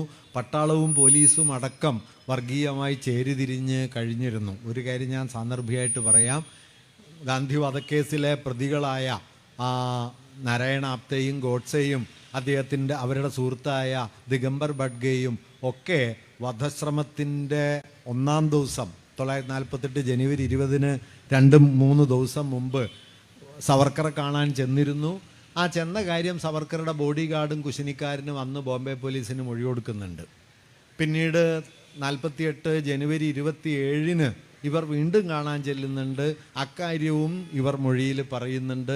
മാപ്പുസാക്ഷിയായി മാറിയ ദിഗംബർ ബഡ്ഗെ ഈ കാര്യങ്ങളൊക്കെ അന്വേഷണം നടത്തിയ ഉദ്യോഗസ്ഥർക്ക് മുമ്പാകെ രേഖപ്പെടുത്തിയിട്ടുണ്ട്. അത്ഭുതപ്പെടുത്തുന്ന ഒരു കാര്യം, ബോംബെ പോലീസിന് സവർക്കറുടെ കുശിനിക്കാരനും ബോഡി ഗാർഡും കൊടുത്ത മൊഴികൾ വിചാരണ കോടതിയിൽ വന്നില്ല. വിചാരണ കോടതിയിൽ വരാതിരുന്നതുകൊണ്ട് സവർക്കർക്കെതിരായ ഏക തെളിവ് മാപ്പുസാക്ഷിയായി തീർന്ന ബഡ്ഗയുടെ മൊഴി മാത്രമായി. കൊറോബറേറ്റീവ് എവിഡൻസ് ഇല്ല എന്നതുകൊണ്ട് മാത്രമാണ് സവർക്കർ ആ കേസിൽ ശിക്ഷിക്കപ്പെടാതെ പോയത്. കൊറോബറേറ്റീവ് എവിഡൻസ് ഇല്ലാതിരുന്നിട്ടല്ല, കൊടുത്ത മൊഴി ബോംബെയിൽ നിന്ന് ഡൽഹിയിൽ എത്താതിരുന്നത് കൊണ്ടാണ്. ഈ കാര്യം പിന്നീട് 66-ൽ അതേക്കുറിച്ച് വിശദമായിട്ട് അന്വേഷിച്ച ജസ്റ്റിസ് ജീവൻലാൽ കപൂർ കമ്മീഷൻ ചൂണ്ടിക്കാണിച്ചിട്ടുണ്ട്. എന്തുകൊണ്ടാണ് ഇത്രയും നിർണായകമായ ഒരു മൊഴി ബോംബെ പോലീസിൽ നിന്ന് ഡൽഹിയിലെ വിചാരണ കോടതിയിൽ എത്താതിരുന്നത് എന്ന് ചോദിച്ചാൽ കാര്യം വളരെ ലളിതമാണ്. പോലീസ് കമ്മ്യൂണലായി കഴിഞ്ഞിരുന്നു. ഗാന്ധി കൊല്ലപ്പെടുന്നതിന് മുമ്പ് ഡൽഹിയിലും ഇത് തന്നെയായിരുന്നു സ്ഥിതി. ഇതിനെല്ലാം മാറ്റം വരുത്തിക്കൊണ്ട് ഇന്ത്യയെ തിരിച്ചു പിടിക്കുക എന്ന സുപ്രധാനമായ ദൗത്യം, ആ തിരിച്ചു പിടിക്കലിൻ്റെ കേന്ദ്രം ഹിന്ദുക്കളെയും മുസ്ലിങ്ങളെയും ചേർത്ത് നിർത്തലാണ് എന്ന ദൗത്യം ഏറ്റെടുത്ത് നടപ്പാക്കിയത് ഗാന്ധിയാണ്. ഗാന്ധിയുടെ രക്തസാക്ഷിത്വം ഇല്ലായിരുന്നു എങ്കിൽ ഒരുപക്ഷെ 1950-കളിൽ തന്നെ ഇന്ത്യ ഒരു ഹിന്ദു രാഷ്ട്രമായി മാറാൻ ഒരു പ്രയാസവും ഇല്ലായിരുന്നു. അതുകൊണ്ട് ഗാന്ധി എന്നത് ഒരു നിലയ്ക്ക് ഇന്ത്യൻ സമൂഹത്തിൻ്റെ അനിവാര്യമായ അടിസ്ഥാനോപാധിയായ മതനിരപേക്ഷതയുടെ ഇന്ത്യയിലെ എക്കാലത്തെയും വലിയ പ്രതീകങ്ങളിലൊന്നാണ് ഗാന്ധി എന്നത്. ഗാന്ധിയിലേക്ക് ഈ ആശയങ്ങൾ, ഒരു മതം എന്ന ആശയം എത്തിക്കുന്നതിലും സാമൂഹിക സ്വാതന്ത്ര്യം എന്ന ആശയം ഗാന്ധിയുടെ രാഷ്ട്രീയ കാര്യപരിപാടിയിലേക്ക് വലിയ തോതിൽ ഉൾച്ചേർക്കുന്നതിലും ഏറ്റവും വലിയ സ്വാധീനം ചെലുത്തിയ ഘടകങ്ങളിലൊന്നായിരുന്നു ഗുരുവുമായുള്ള അദ്ദേഹത്തിൻ്റെ കൂടിക്കാഴ്ച. യുഗപ്രഭാവനായ പുണ്യാത്മാവ് എന്നെല്ലാം ഗാന്ധി അദ്ദേഹത്തെ വിശേഷിപ്പിക്കുകയും അദ്ദേഹവുമായുള്ള സംഭാഷണം തന്നെ വളരെയേറെ സ്വാധീനിച്ചു എന്ന് പിൽക്കാലത്ത് ഓർമ്മിക്കുകയും ഒക്കെ ചെയ്യുന്നത് വ്യക്തിപരമായ ഗുരുവിൻ്റെ ആത്മീയ പ്രഭ എന്നർത്ഥത്തിൽ മാത്രമല്ല, മറിച്ച് തൻ്റെ വീക്ഷണങ്ങളിലടക്കം ഈ കൂടിക്കാഴ്ച ഉണ്ടാക്കിയെടുത്ത, ഒരുപക്ഷെ ഇന്ത്യ എന്താകണം എന്നതിനെ സംബന്ധിച്ച് അടിസ്ഥാനപരമായ ചില ദിശാസൂചനകൾ ആ കൂടിക്കാഴ്ചയിൽ നിന്ന് കൈവന്നു എന്നതുകൂടി മുൻനിർത്തിയാണ്. അതുകൊണ്ട് ഈ 100 കൊല്ലം മുമ്പുള്ള ഒരു കൂടിക്കാഴ്ചയെ നാം ഇന്ന് ഓർക്കുന്നത് പണ്ടെങ്ങോ നടന്നുപോയൊരു കാര്യത്തെക്കുറിച്ചുള്ള കേവലമായ ഒരു അനുസ്മരണം എന്ന നിലയ്ക്കല്ല,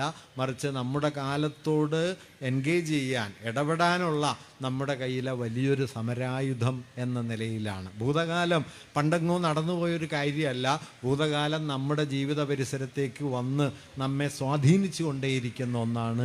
അങ്ങനെ ഒരുപക്ഷെ നാം ഇന്ന് ഏറ്റവും കൂടുതൽ ഏറ്റെടുക്കേണ്ടതും നമ്മുടെ മഹിതമായ ഒരു സാംസ്കാര സാമൂഹ്യ പാരമ്പര്യം എന്ന നിലയ്ക്ക് ഉയർത്തിപ്പിടിക്കേണ്ടതുമായ ഒന്നാണ് ഗാന്ധി ഗുരു സംഭാഷണവും അതിലൂടെ രൂപപ്പെട്ടു വന്ന പുതിയ രാഷ്ട്രീയ സാമൂഹ്യ ബോധ്യങ്ങളും.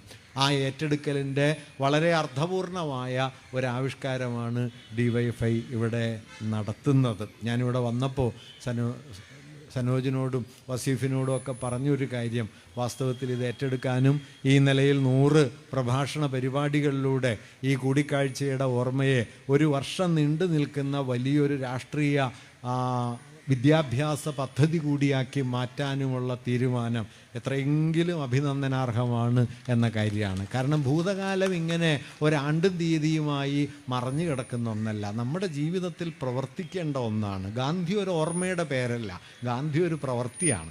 ഗുരു ഒരു ഓർമ്മയുടെ പേരല്ല, ഒരു പ്രവൃത്തിയാണ്. അങ്ങനെ ഓർമ്മയെ പ്രവൃത്തിയാക്കി മാറ്റുക എന്നുള്ളതാണ് വാസ്തവത്തിൽ അനുസ്മരണങ്ങളെ അർത്ഥപൂർണമാക്കുന്നത്. അർത്ഥപൂർണതയുടെ ഏറ്റവും മഹിമയുറ്റ ഒരു ആവിഷ്കാരമാണ് ഈ പ്രഭാഷണ പരമ്പര. അതിന് എല്ലാവിധത്തിലുള്ള പിന്തുണയും എല്ലാവിധത്തിലുള്ള ആശംസകളും അർപ്പിച്ചുകൊണ്ട് ഈ പ്രഭാഷണ പരമ്പര 100 പ്രഭാഷണങ്ങളുടെ ആദ്യത്തെ പ്രഭാഷണം ഇവിടെ നിർവഹിക്കുന്നതായും പ്രഭാഷണ പരമ്പരയുടെ ഉദ്ഘാടനം നിറവേറ്റുന്നതായും അറിയിക്കുന്നു. നിങ്ങൾക്കെല്ലാം എൻ്റെ സ്നേഹാഭിവാദനം.